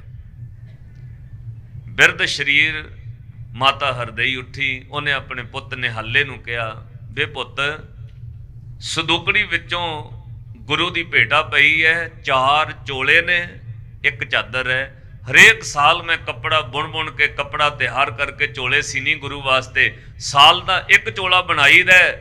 ਮੈਨੂੰ 4.5 ਸਾਲ ਹੋ ਗਏ ਅਨੰਦਪੁਰ ਸਾਹਿਬ ਗਿਆ, ਗੁਰੂ ਨੇ ਰੋਕ ਦਿੱਤਾ ਸੀ, ਅਸੀਂ ਖੁਦ ਆਵਾਂਗੇ ਸੇਵਾ ਲੈਣ। ਅੱਜ ਗੁਰੂ ਗੋਬਿੰਦ ਸਿੰਘ ਮਹਾਰਾਜ ਆਏ ਨੇ, ਉਹ 4 ਚੋਲੇ ਤੇ 1 ਚਾਦਰ ਨਿਹਾਲੇ ਨੇ ਚੁੱਕ ਲਏ, ਨਾਲ ਆਪਣੀ ਮਾਂ ਨੂੰ ਲੈ ਕੇ ਜਿੱਥੇ ਗੁਰਦੁਆਰਾ ਚੁਬਾਰਾ ਸਾਹਿਬ ਆ, ਉਹ ਚੌਧਰੀਆਂ ਦੇ ਘਰ ਆ ਗਏ। ਧੰਨ ਗੁਰੂ ਗੋਬਿੰਦ ਸਿੰਘ ਮਹਾਰਾਜ ਨੂੰ ਭੇਟਾ ਦਿੱਤੀ। ਪਾਤਸ਼ਾਹ ਨੇ 4 ਚੋਲੇ 1 ਚਾਦਰ ਲੈ ਕੇ ਕਿਹਾ ਮਾਤਾ ਅੱਜ ਤੋਂ ਬਾਅਦ ਤੂੰ ਗੁਰੂ ਲਈ ਕੱਪੜਾ ਨਾ ਬੁਣੀ, ਜਾ ਤੇਰੀ ਸੇਵਾ ਸਫਲ ਹੈ, ਸਾ ਸੇਵਾ ਕੀਤੀ ਸਫਲ ਹੈ। ਜਿਤ ਸਤਿਗੁਰ ਕਾ ਮਨ ਮੰਨੇ, ਜਾਂ ਸਤਿਗੁਰ ਕਾ ਮਨ ਮੰਨਿਆ ਤਾਂ ਪਾਪਕ ਸੰਮਲ ਭੰਨੇ। ਮਾਤਾ ਤੇਰੀ ਸੇਵਾ ਪ੍ਰਵਾਨ ਹੈ, ਜਾ ਤੇਰਾ ਲੋਕ ਸੁਖੀ ਪਰਲੋਕ ਸੁਹਿੱਲੇ ਦੀ ਜ਼ਿੰਮੇਵਾਰੀ ਗੁਰੂ ਨਾਨਕ ਦੀ ਹੈ। ਤੂੰ ਜਨਮ ਮਰਨ ਤੋਂ ਮੁਕਤ ਹੋਈ, ਅੱਜ ਤੋਂ ਬਾਅਦ ਕੱਪੜਾ ਨਾ ਬੁਣੀ। ਉਹ ਚੋਲੇ ਲੈ ਲੈ। ਹੁਣ ਹਨੇਰਾ ਬਹੁਤ ਪੈ ਗਿਆ, ਸਰਦੀਆਂ ਦੇ ਦਿਨ ਸਨ, ਰਾਤ ਪੈ ਚੁੱਕੀ ਸੀ। ਪਾਤਸ਼ਾਹ ਨੇ ਕਿਹਾ ਗੁਲਾਬੇ ਪੰਜਾਬੇ ਨੂੰ, ਬੇਟਾ ਅੱਜ ਸਾਰੀ ਰਾਤ ਤੁਹਾਡੀ ਸੇਵਾ ਹੈ, ਮਹਾਰਾਜ ਹੁਕਮ ਕਰੋ। ਕਹਿੰਦੇ ਆ ਜਿਹੜੇ 4 ਚੋਲੇ ਤੇ 1 ਚਾਦਰ ਮਾਤਾ ਦੇ ਕੇ ਗਈ ਹੈ ਨਾ, ਇਹਨੂੰ ਨੀਲਾ ਰੰਗ ਕਰਾਓ। ਤੁਹਾਡੇ ਪਿੰਡ ਵਿੱਚ ਕੋਈ ਸ਼ਹਿਰ ਵਿੱਚ ਲਲਾਰੀ ਰਹਿੰਦਾ ਹੈ, ਉਹਦੇ ਕੋਲ ਲੈ ਕੇ ਜਾਓ, ਇਹਨੂੰ ਨੀਲਾ ਰੰਗ ਕਰਾ ਕੇ ਲਿਆਓ। ਮਹਾਰਾਜ ਇੱਕੋ ਹੀ ਘਰ ਹੈ ਸਾਡੇ ਪਿੰਡ ਵਿੱਚ ਲਲਾਰੀਆਂ ਦਾ, ਉਹਦਾ ਵੀ ਕੰਮ ਘੱਟ ਵੱਧ ਹੀ ਚੱਲਦਾ ਹੈ, ਕੋਈ ਉਹਦੇ ਕੋਲ ਕੱਪੜੇ ਰੰਗਾਉਣ ਆਉਂਦਾ ਨਹੀਂ। ਪਰ ਜੇ ਤੁਹਾਡਾ ਹੁਕਮ ਹੈ ਮਹਾਰਾਜ ਅਸੀਂ ਜਾ ਆਉਂਦੇ ਆ। ਚਲੇ ਗਏ ਗੁਲਾਬਾ ਤੇ ਪੰਜਾਬਾ ਚੌਧਰੀ ਦੋਵੇਂ ਭਰਾ। ਹਨੇਰੇ ਵਿੱਚ ਚਲਦਿਆਂ ਜਾਗ ਲਲਾਰੀਆਂ ਦਾ ਦਰਵਾਜ਼ਾ ਖੜਕਾਇਆ। ਲਲਾਰੀ ਨੇ ਦਰਵਾਜ਼ਾ ਖੋਲ੍ਹਿਆ, ਹੱਥ ਵਿੱਚ ਲੈਂਪ ਚੁੱਕੀ ਹੈ, ਰੋਸ਼ਨੀ ਨਾਲ ਵੇਖਿਆ ਚੌਧਰੀ ਆਏ ਨੇ। ਹੱਥ ਜੋੜ ਕਿਹਾ ਚੌਧਰੀ ਸਾਹਿਬ ਇੰਨੀ ਰਾਤ ਗਏ ਤੁਸੀਂ? ਚੌਧਰੀ ਪੰਜਾਬੇ ਨੇ ਕਿਹਾ ਬਈ ਸਾਡੇ ਘਰ ਸਾਡਾ ਮੁਰਸ਼ਦ ਆਇਆ ਹੈ, ਗੁਰੂ ਆਇਆ ਹੈ, ਸਾਡੇ ਗੁਰੂ ਦਾ ਹੁਕਮ ਹੈ, ਆ ਉਹਨਾਂ ਦੇ ਕੱਪੜੇ ਰੰਗੀਚਣ ਵਾਲੇ ਨੇ ਨੀਲਾ ਰੰਗ ਕਰਨਾ ਹੈ, ਕਰ ਸਕਦੇ? ਲਲਾਰੀ ਨੇ ਕਿਹਾ ਜੀ ਸਾਡਾ ਕੰਮ ਹੀ ਕੱਪੜੇ ਰੰਗਣਾ ਹੈ, ਧੰਨ ਭਾਗ ਕੋਈ ਗ੍ਰਾਹਕ ਆਇਆ ਹੈ, ਮੇਰੇ ਕੋਲ ਤਾਂ ਲੋਕ ਆਉਂਦੇ ਹੀ ਨਹੀਂ ਬਹੁਤੇ ਕੱਪੜੇ ਰੰਗਾਉਣ, ਮੇਰੇ ਕੋਲ ਤਾਂ ਲੋਕ ਆਉਂਦੇ ਨਹੀਂ ਕੱਪੜੇ ਰੰਗੀਚਣ ਲਈ, ਤੁਸੀਂ ਆਏ ਹੋ ਚੌਧਰੀ ਸਾਹਿਬ, ਜ਼ਰੂਰ ਰੰਗਾਂਗਾ, ਪਰ ਇੱਕ ਬੇਨਤੀ ਹੈ 3-4 ਦਿਨ ਲੱਗ ਜਾਣਗੇ। ਬਈ ਕਿਉਂ? ਉਹ ਲਲਾਰੀ ਬੋਲੇ ਹੈ ਜੀ ਮੇਰੇ ਕੋਲ ਰੰਗ ਨਹੀਂ ਹੈ, ਕੰਮ ਘੱਟ ਚੱਲਦਾ ਹੈ, ਜਿਹੜੀ ਦੁਕਾਨ ਦਾ ਕੰਮ ਘੱਟ ਚੱਲੇ ਉਹਦੇ ਕੋਲ ਮਾਲ ਵੀ ਘੱਟ ਹੀ ਹੁੰਦਾ ਹੈ। ਉਹਨੇ ਕਿਹਾ ਜੀ ਰੰਗ ਨਹੀਂ ਹੈ ਮੇਰੇ ਕੋਲ, ਕੱਲ ਸਵੇਰੇ ਖਮਾਣੋਂ ਤੋਂ ਰੰਗ ਲਿਆਵਾਂਗਾ, ਰੰਗ ਮੱਟ ਵਿੱਚ ਗਰਮ ਕਰਕੇ ਕਾੜਾਂਗਾ, ਫਿਰ ਪਰਸੋਂ ਨੂੰ ਕੱਪੜੇ ਰੰਗ ਦਾਂਗਾ, 2-3 ਦਿਨ ਲੱਗ ਜਾਣਗੇ। ਚੌਧਰੀ ਵਾਪਸ ਆ ਗਏ, ਆ ਕੇ ਸ਼੍ਰੀ ਗੁਰੂ ਗੋਬਿੰਦ ਸਿੰਘ ਮਹਾਰਾਜ ਨੂੰ ਕਹਿੰਦੇ ਨੇ ਮਹਾਰਾਜ ਲਲਾਰੀ ਕਹਿੰਦਾ ਕੱਪੜੇ ਤਾਂ ਰੰਗ ਦਾਂਗਾ, 2-3 ਦਿਨ ਲੱਗ ਜਾਣਗੇ। ਸ਼੍ਰੀ ਗੁਰੂ ਗੋਬਿੰਦ ਸਿੰਘ ਮਹਾਰਾਜ ਬੋਲੇ, ਕਹਿੰਦੇ ਚੌਧਰੀ ਗੁਲਾਬੇ ਪੰਜਾਬੇ ਨੂੰ, ਪੰਜਾਬਿਆ ਅਸੀਂ ਤੇਰਾ ਪਿੰਡ ਖਤਰੇ 'ਚ ਨਹੀਂ ਪਾਉਣਾ ਚਾਹੁੰਦੇ, ਬਹੁਤੀ ਦੇਰ ਰੁਕਣ ਦਾ ਵਕਤ ਨਹੀਂ ਹੈ, ਇੰਨੇ ਦਿਨ ਅਸੀਂ ਮਾਛੀਵਾੜੇ ਨਹੀਂ ਰੁਕ ਸਕਦੇ। ਮਹਾਰਾਜ ਫਿਰ ਕੀ ਹੁਕਮ ਹੈ? ਕਲਗੀਧਰ ਪਾਤਸ਼ਾਹ ਨੇ ਕਿਹਾ ਜਾਓ ਲਲਾਰੀ ਦੇ ਘਰ ਵਾਪਸ ਚਲੇ ਜਾਓ, ਉਹਨੂੰ ਜਾ ਕੇ ਕਹੋ ਜੇ ਤੇਰੇ ਕੋਲ ਰੰਗ ਨਹੀਂ ਨਾ ਹੈ ਤਾਂ ਕੋਈ ਗੱਲ ਨਹੀਂ, ਜਿਹੜੇ ਮੱਟ ਵਿੱਚ ਤੂੰ ਕੱਪੜੇ ਰੰਗਦਾ, ਮੱਟ ਸਮਝਦੇ ਹੋ ਵੱਡਾ ਸਾਰਾ ਭਾਂਡਾ ਉਹ ਮਿੱਟੀ ਦਾ, ਜਿਹਦੇ ਵਿੱਚ ਤੂੰ ਕੱਪੜੇ ਰੰਗਦਾ ਉਹਦੇ ਵਿੱਚ ਰੰਗ ਨਹੀਂ ਤਾਂ ਕੋਈ ਗੱਲ ਨਹੀਂ, ਪਾਣੀ ਪਾ ਕੇ ਕੱਪੜੇ ਡੋਬ ਦੇ, ਰੰਗ ਆਪੇ ਚੜ ਜਾਏਗਾ। ਪਾਣੀ ਪਾ ਕੇ ਕਲਗੀਧਰ ਪਾਤਸ਼ਾਹ ਗੁਰੂ ਗੋਬਿੰਦ ਸਿੰਘ ਮਹਾਰਾਜ ਕਹਿੰਦੇ ਪਾਣੀ ਪਾ ਕੇ ਕੱਪੜੇ ਡੋਬ ਦੇ, ਰੰਗ ਆਪੇ ਚੜ ਜਾਏਗਾ। ਚੌਧਰੀ ਚਲੇ ਗਏ, ਉਹਨਾਂ ਜਾ ਕੇ ਲਲਾਰੀ ਨੂੰ ਕਿਹਾ ਬਈ ਸਾਡੇ ਗੁਰੂ ਦਾ ਹੁਕਮ ਹੈ, ਤੇਰੇ ਕੋਲ ਰੰਗ ਨਹੀਂ ਤਾਂ ਕੋਈ ਗੱਲ ਨਹੀਂ, ਤੂੰ ਮੱਟ ਵਿੱਚ ਪਾਣੀ ਪਾ ਦੇ, 10ਵੇਂ ਪਾਤਸ਼ਾਹ ਗੁਰੂ ਦਾ ਹੁਕਮ ਹੈ ਕੱਪੜੇ ਪਾ ਕੇ ਰੰਗ ਦੇ, ਉਹ ਪਾਣੀ ਵਿੱਚੋਂ ਆਪੇ ਰੰਗ ਚੜ ਜਾਏਗਾ। ਲਲਾਰੀ ਨੇ ਚਿੱਤ ਵਿੱਚ ਸੋਚਿਆ ਮਸੀਂ ਤਾਂ ਕੰਮ ਆਇਆ, ਮੇਰੇ ਕਿਹੜਾ ਕੋਈ ਕੰਮ ਕਰਾਉਣ ਆਉਂਦਾ, 2 ਪੈਸੇ ਬਣਨਗੇ, ਇਨਕਾਰ ਕਿਉਂ ਕਰਨਾ? ਉਹਨੇ ਚੋਲੇ ਲੈ ਕੇ ਰੱਖ ਲਏ। ਜਦੋਂ ਚੌਧਰੀ ਵਾਪਸ ਘਰ ਨੂੰ ਆ ਗਏ, ਇੰਨੀ ਗੱਲ ਕਹਿ ਕੇ ਲਲਾਰੀ ਨੇ ਆਪਣੇ ਘਰ ਵਾਲੀ ਨੂੰ ਉਠਾ ਲਿਆ ਤੇ ਘਰ ਵਾਲੀ ਨੂੰ ਕਹਿੰਦਾ ਕੰਮ ਆਇਆ, ਚੌਧਰੀਆਂ ਦਾ ਕੋਈ ਗੁਰੂ ਆਇਆ, ਉਹਦੇ ਕੱਪੜੇ ਰੰਗਣ ਵਾਸਤੇ ਆਏ ਨੇ, ਰੰਗ ਤਾਂ ਹੈ ਨਹੀਂ ਪਰ ਉਹਨਾਂ ਦਾ ਹੁਕਮ ਹੈ ਪਾਣੀ ਪਾ ਕੇ ਰੰਗ ਦਿਓ। ਲਲਾਰੀ ਦੇ ਘਰ ਵਾਲੀ ਕਹਿੰਦੀ ਜੀ ਤੁਸੀਂ ਕੀ ਗੱਲਾਂ ਕਰਦੇ ਹੋ, ਉਹ ਉਮਰ ਲੰਘ ਗਈ ਹੈ ਕੱਪੜੇ ਰੰਗਦੇ ਆ, ਬਿਨਾਂ ਰੰਗ ਤੋਂ ਕੱਪੜਿਆਂ ਨੂੰ ਰੰਗ ਕਿਵੇਂ ਚੜ ਜਾਏਗਾ? ਪਾਣੀ ਵਿੱਚੋਂ ਵੀ ਕੋਈ ਰੰਗ ਚੜਦਾ ਹੈ। ਲਲਾਰੀ ਨੇ ਆਪਣੇ ਘਰ ਵਾਲੀ ਨੂੰ ਕਿਹਾ ਭਾਗਵਾਨ ਨੇ ਆਪਾਂ ਕੀ ਲੈਣਾ, ਰੰਗ ਭਾਵੇਂ ਚੜੇ ਭਾਵੇਂ ਨਾ ਚੜੇ, ਆਪਾਂ ਤਾਂ ਪੈਸੇ ਲੈਣੇ ਨੇ। ਜਦੋਂ ਮਾਲਕ ਕਹਿੰਦੇ ਨੇ ਬਈ ਰੰਗ ਨਹੀਂ ਤੇ ਪਾਣੀ ਪਾ ਕੇ ਰੰਗ ਦੇ, ਆਪਾਂ ਨੂੰ ਕੀ ਹੈ? ਆਪਾਂ ਤਾਂ ਪੈਸੇ ਲੈਣੇ ਨੇ, ਰੰਗ ਭਾਵੇਂ ਚੜੇ ਭਾਵੇਂ ਨਾ ਚੜੇ। ਲਲਾਰੀ ਨੇ ਆਪਣੇ ਘਰ ਵਾਲੀ ਨੂੰ ਕਿਹਾ, ਉਹਦੇ ਘਰ ਵਾਲੀ ਨੇ ਕਿਹਾ ਠੀਕ ਹੈ ਜੀ, ਕੱਪੜੇ ਚੋਲੇ ਮੱਟ ਵਿੱਚ ਪਾਇਆ ਪਾਣੀ, ਕੱਪੜੇ ਡੋਬ ਕੇ ਉੱਪਰੋਂ ਟੱਕਣ ਦੇ ਕੇ ਰੱਖ ਦਿੱਤਾ। ਅੱਧੀ ਰਾਤ ਤੋਂ ਬਾਅਦ ਰਾਤ ਲੰਘ ਗਈ, ਸਵੇਰ ਹੋਈ। ਬੜੀ ਹੈਰਾਨੀ ਵਾਲੀ ਗੱਲ, ਜਦੋਂ ਸਵੇਰੇ ਦਿਨ ਚੜਿਆ, ਮੱਟ ਵਿੱਚੋਂ ਲਲਾਰੀ ਤੇ ਉਹਦੇ ਘਰ ਵਾਲੀ ਨੇ ਉਹ ਚੋਲੇ ਕੱਪੜੇ ਕੱਢੇ, ਕੱਢ ਕੇ ਉਹਨਾਂ ਨੂੰ ਚੰਗੀ ਤਰ੍ਹਾਂ ਛੰਡ ਕੇ ਤਾਰਾਂ ਉੱਤੇ ਸੁੱਕਣੇ ਪਾ ਦਿੱਤੇ। ਜਿਵੇਂ ਜਿਵੇਂ ਦਿਨ ਚੜ੍ਹਦਾ, ਸਰਦੀਆਂ ਦੇ ਦਿਨ ਸਨ, ਹਲਕੀ ਹਲਕੀ ਧੁੰਦ ਹਟ ਰਹੀ ਹੈ, ਦਿਨ ਚੜ ਰਿਹਾ ਹੈ, ਉਹ ਬਾਰ-ਬਾਰ ਘੁੰਮਦੇ ਆ, ਉਹ ਤਾਰਾਂ ਵੱਲ ਕੱਪੜਿਆਂ ਵੱਲ ਵੇਖਦੇ ਨੇ। ਹੈਰਾਨੀ ਦੀ ਹੱਦ ਨਾ ਰਹੀ, ਜਦੋਂ ਚੰਗਾ ਲੋ ਲੱਗੀ, ਦਿਨ ਚੜ ਗਿਆ, ਚੋਲਿਆਂ ਵੱਲ ਕੱਪੜਿਆਂ ਵੱਲ ਵੇਖਿਆ, ਅੱਖਾਂ ਅੱਡੀਆਂ ਰਹਿ ਗਈਆਂ। ਉਹ ਇੰਨਾ ਗੂੜਾ ਨੀਲਾ ਰੰਗ ਤਾਂ ਰੰਗ ਚੋਂ ਨਹੀਂ ਚੜਦਾ ਜਿੰਨਾ ਪਾਣੀ ਚੋਂ ਚੜ ਗਿਆ। ਲਲਾਰੀ ਤੇ ਉਹਦੇ ਘਰ ਵਾਲੀ ਹੈਰਾਨ ਹੋ ਗਏ। ਉਹਨੇ ਗੂੜੇ ਨੀਲੇ ਰੰਗ ਦੇ ਕੱਪੜੇ, ਪਾਣੀ ਚੋਂ ਰੰਗ ਚੜਿਆ, ਬੜੇ ਖੁਸ਼ ਹੋਏ, ਕੱਪੜੇ ਸੁਕਾਏ ਤੇ ਲਲਾਰੀ ਆਪਣੇ ਘਰ ਵਾਲੀ ਨੂੰ ਕਹਿੰਦਾ ਭਾਗਵਾਨ ਨੇ ਚੌਧਰੀਆਂ ਦਾ ਗੁਰੂ ਕੋਈ ਪਹੁੰਚਿਆ ਹੋਇਆ ਮੁਰਸ਼ਦ ਹੈ, ਉਹ ਕੋਈ ਆਮ ਵਿਅਕਤੀ ਨਹੀਂ, ਉਹ ਕੋਈ ਪਹੁੰਚਿਆ ਹੋਇਆ ਗੁਰੂ ਮੁਰਸ਼ਦ ਹੈ। ਚੱਲ ਆਪਾਂ ਕੱਪੜੇ ਆਪ ਦੇ ਕੇ ਆਵਾਂਗੇ, ਨਾਲੇ ਉਸ ਗੁਰੂ ਕੋਲੋਂ ਕੁਝ ਮੰਗ ਕੇ ਆਈਏ। ਹੁਣ ਸੁਣਿਓ ਧਿਆਨ ਨਾਲ। ਲਲਾਰੀ ਤੇ ਉਹਦੇ ਘਰ ਵਾਲੀ ਨੇ ਕੱਪੜੇ ਸੁਕਾ ਕੇ ਤਹਿ ਲਾ ਲਏ, ਗੂੜੇ ਰੰਗ ਦੇ ਚੜਿਆ ਹੋਇਆ ਨੀਲਾ ਰੰਗ ਚੋਲੇ ਤੇ ਚਾਦਰ ਲੈ ਕੇ ਚੌਧਰੀਆਂ ਦੇ ਘਰ ਪਹੁੰਚ ਗਏ। ਜਾ ਕੇ ਚੌਧਰੀ ਗੁਲਾਬੇ ਪੰਜਾਬੇ ਨੂੰ ਕਿਹਾ ਕੱਪੜੇ ਤੁਹਾਡੇ ਗੁਰੂ ਦੇ ਰੰਗ ਦਿੱਤੇ ਨੇ, ਆ ਲਓ ਚੋਲੇ ਤੇ ਚਾਦਰ, ਸਾਡੀ ਇੱਕ ਬੇਨਤੀ ਹੈ, ਆਪਣੇ ਗੁਰੂ ਦੇ ਦਰਸ਼ਨ ਕਰਵਾ ਦੋਗੇ? ਚੌਧਰੀ ਕਹਿੰਦਾ ਵੀ ਪੁੱਛ ਲੈਂਦੇ ਆ। ਜਿਹੜੇ ਚੌਬਾਰੇ ਵਿੱਚ ਸ੍ਰੀ ਗੁਰੂ ਗੋਬਿੰਦ ਸਿੰਘ ਮਹਾਰਾਜ ਵਿਰਾਜਮਾਨ ਨੇ, ਜਾ ਕੇ ਚੌਧਰੀ ਨੇ ਬੇਨਤੀ ਕੀਤੀ, ਮਹਾਰਾਜ ਉਹ ਲਲਾਰੀ ਆਇਆ ਜੀ ਤੇ ਉਹਦੇ ਘਰ ਵਾਲੀ ਆਈ ਹੈ, ਤੁਹਾਡੇ ਕੱਪੜੇ ਜਿਹੜੇ ਰੰਗੇ ਨੇ ਉਹ ਦੇਣ ਆਏ ਨੇ। ਪਾਤਸ਼ਾਹ ਨੇ ਕਿਹਾ ਠੀਕ ਹੈ। ਕਹਿੰਦੇ ਜੀ ਉਹ ਤੁਹਾਡੇ ਦਰਸ਼ਨ ਕਰਨੇ ਚਾਹੁੰਦੇ ਨੇ।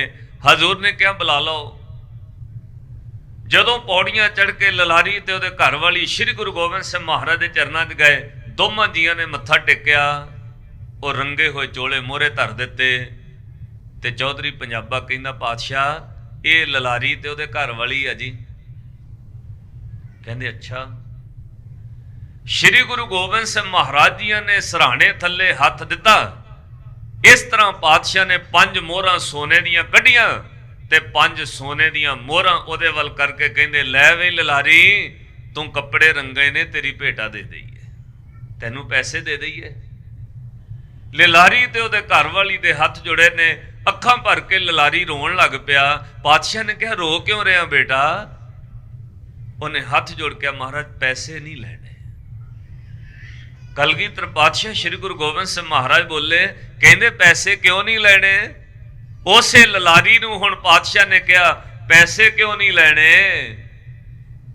ਤੈਨੂੰ ਕੀ ਹੈ, ਭਾਵੇਂ ਰੰਗ ਚੜੇ ਭਾਵੇਂ ਨਾ ਚੜੇ, ਤੈਨੂੰ ਤਾਂ ਪੈਸੇ ਚਾਹੀਦੇ ਨੇ। ਇੰਨੀ ਗੱਲ ਕਹਿਣ ਦੀ ਦੇਰ ਪੱਬਾਂ ਨਿਕਲ ਗਈਆਂ। ਮਹਾਰਾਜ ਇਹ ਤਾਂ ਰਾਤੀ ਅਸੀਂ ਦੋਏ ਜਣੇ ਗੱਲਾਂ ਕਰਦੇ ਸੀ, ਤੁਹਾਨੂੰ ਕਿਵੇਂ ਪਤਾ ਲੱਗ ਗਿਆ? ਹੁਣ ਸਮਝ ਆਈ ਇਹ ਉਹ ਗੁਰੂ ਹੈ ਜਿਹੜਾ ਕੱਢ ਕੱਢ ਕੇ ਅੰਤਰ ਕੀ ਜਾਣਤ, ਭਲੇ ਬੁਰੇ ਕੀ ਪੀਰ ਪਛਾਨਤ। ਪਾਤਸ਼ਾਹ ਨੇ ਕਿਹਾ ਤੈਨੂੰ ਕੀ ਹੈ, ਰੰਗ ਭਾਵੇਂ ਚੜੇ ਭਾਵੇਂ ਨਾ ਚੜੇ, ਤੈਨੂੰ ਤੇ ਪੈਸੇ ਚਾਹੀਦੇ ਨੇ। ਲਲਾਰੀ ਤੇ ਉਹਦੇ ਘਰ ਵਾਲੀ ਚਰਨੀ ਟੈਪੈ, ਹੱਥ ਜੋੜ ਕੇ ਕਿਹਾ 10ਵੇਂ ਪਾਤਸ਼ਾਹ, ਹੇ ਗੁਰੂ ਗੋਬਿੰਦ ਸਿੰਘ ਮਹਾਰਾਜ, ਘਰ ਵਿੱਚ ਗਰੀਬੀ ਬਹੁਤ ਹੈ ਪਰ ਪੈਸੇ ਨਹੀਂ ਚਾਹੀਦੇ। ਪਾਤਸ਼ਾਹ ਕਹਿੰਦੇ ਨੇ ਗਰੀਬੀ ਬਹੁਤ ਹੈ, ਫਿਰ ਪੈਸੇ ਕਿਉਂ ਨਹੀਂ ਚਾਹੀਦੇ? ਉਹਨੇ ਕਿਹਾ ਮਹਾਰਾਜ ਗਰੀਬੀ ਵਿੱਚ ਬੰਦਾ ਦਿਨ ਕੱਟ ਲੈਂਦਾ, ਉਮਰ ਲੰਘ ਗਈ ਹੈ, ਦਿਨ ਕੱਟ ਲਏ ਨੇ। ਗਰੀਬੀ ਵਿੱਚ ਦਿਨ ਕੱਟ ਲੈਂਦਾ, ਦੁੱਖਾਂ ਵਿੱਚ ਦਿਨ ਬੰਦਾ ਕੱਟ ਲੈਂਦਾ। ਪਰ ਸੱਚੇ ਪਾਤਸ਼ਾਹ ਇੱਕ ਬਹੁਤ ਵੱਡਾ ਘਾਟਾ ਪਿਆ ਹੋਇਆ ਸਾਨੂੰ। ਮਹਾਰਾਜ ਹੁਣ ਲੋਕ ਸਾਡੇ ਕੋਲੋਂ ਕੱਪੜੇ ਰੰਗਾਉਣ ਨਹੀਂ ਆਉਂਦੇ, ਲੋਕ ਮੇਰੇ ਤੇ ਮੇਰੇ ਘਰ ਵਾਲੀ ਦੇ ਪਰਛਾਵੇਂ ਤੋਂ ਵੀ ਡਰ ਜਾਂਦੇ ਨੇ। ਹੁਣ ਲੋਕ ਸਾਨੂੰ ਕੱਪੜੇ ਰੰਗਣ ਲਈ ਨਹੀਂ ਦਿੰਦੇ। ਪਤਾ ਕਿਉਂ? ਮਹਾਰਾਜ ਸਾਡੇ ਘਰ ਵਿੱਚ ਔਲਾਦ ਨਹੀਂ, ਲੋਕ ਸਾਨੂੰ ਔਂਤ ਕਹਿੰਦੇ ਨੇ। ਮੇਰੇ ਘਰ ਵਾਲੀ ਦੇ ਪਰਛਾਵੇਂ ਤੋਂ ਲੋਕ ਬੱਚਿਆਂ ਨੂੰ ਲੁਕੋ ਲੈਂਦੇ ਨੇ। ਮਹਾਰਾਜ ਸਾਡੇ ਔਲਾਦ ਨਹੀਂ ਹੋਈ, ਅਸੀਂ ਔਂਤ ਹੋ ਗਏ।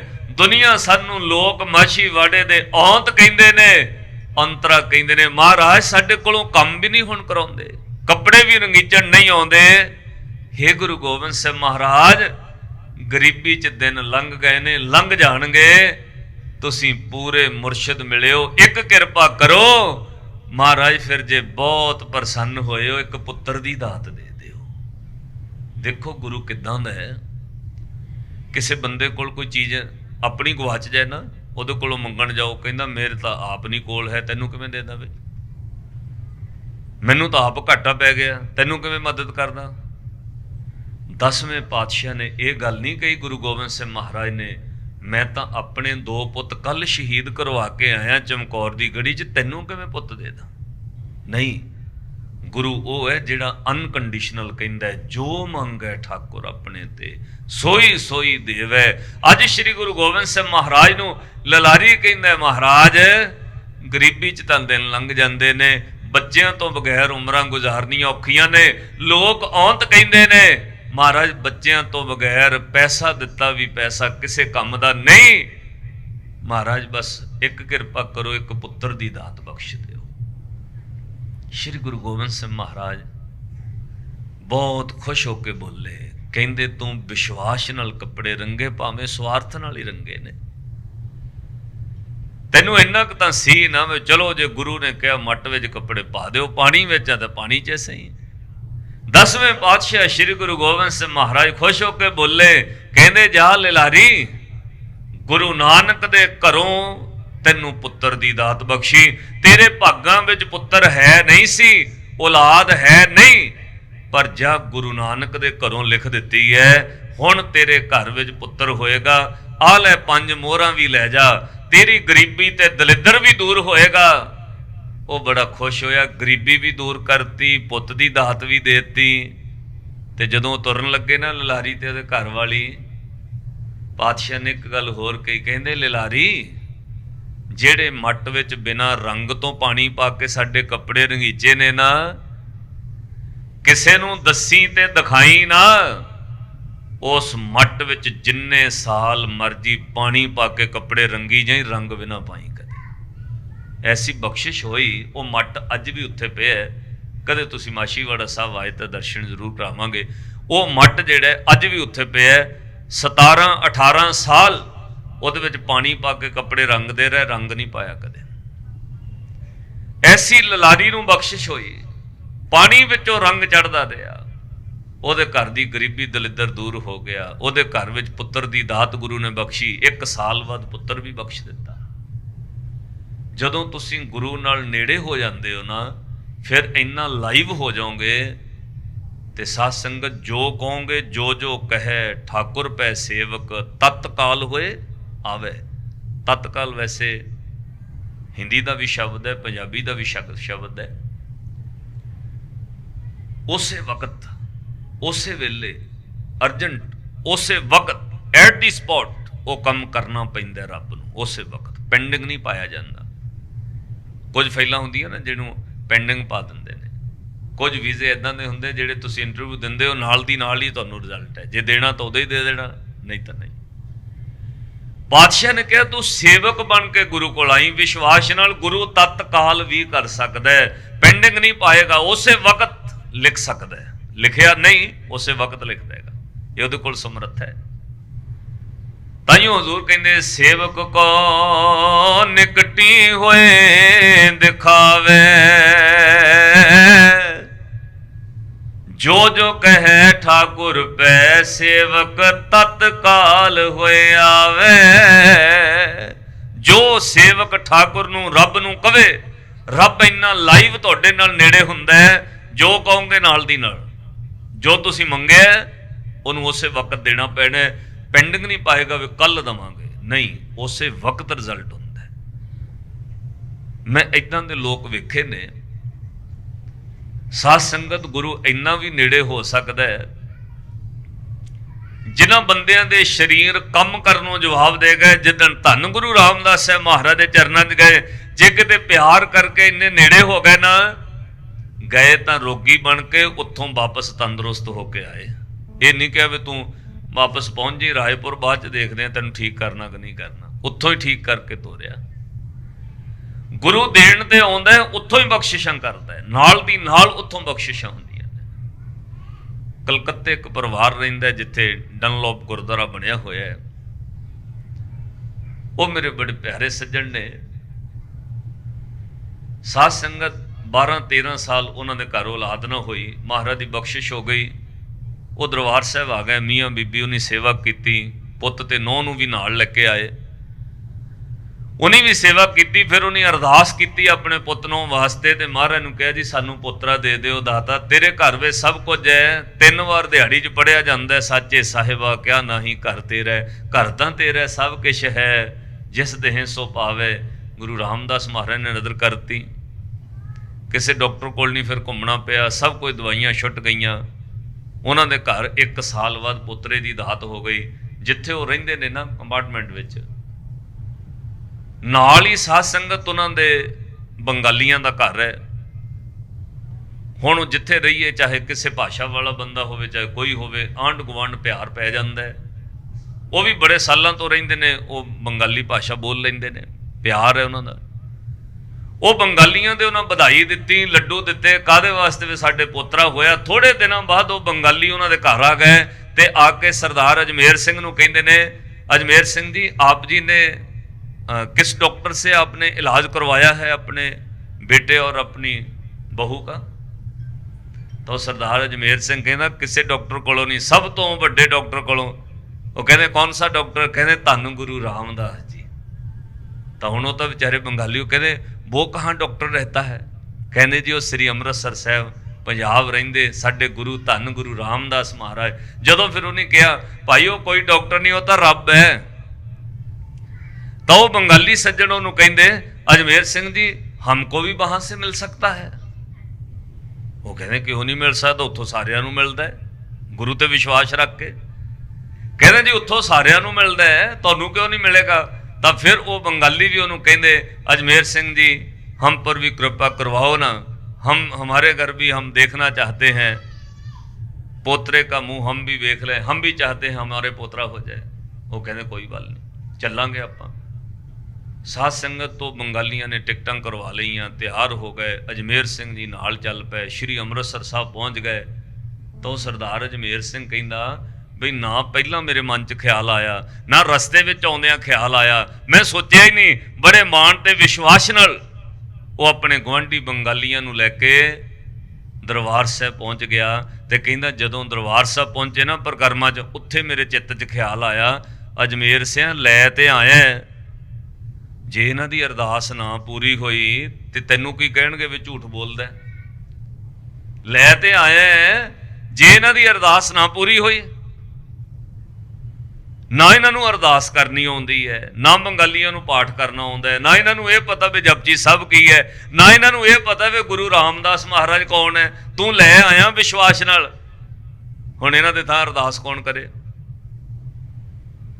कहना जदों मैं परिक्रमा में आ गल ख्याल चाही ना, तो कहना मैं परिक्रमा च मत्था टेकन लगा, कहना भाई साहब 10-15 मिनट मैं मत्था टेक के सिर नहीं चुक्या, रोई गया। बस इको ही अरदास की महाराज लै आंदा मैं, मैनू नहीं पता भी बंगालियां नूं जपजी साहब नहीं पढ़ना आउंदा, मैनू नहीं पता बंगालियां नूं पता नहीं गुरु रामदास साहब कौन है। महाराज तेरे भरोसे मैं लै आंदा, हे गुरु रामदास महाराज हुण किरपा करो इन्हां नूं भी दात दे दिओ बेचारे, मैं तुहाडे भरोसे लै आंदा महाराज। भाई अजमेर सिंह कहते मैं अरदास करवाई, जिथे जिथे उन्होंने कहा वे इत्थे कड़ा प्रशाद कराउणा है, इत्थे मत्था टेकना, उदां उदां टेकते रहे, इत्थे इशनान कराओ। इशनान भी कराया, रहे 2 दिन सेवा की, तो कहना वापस आ गए।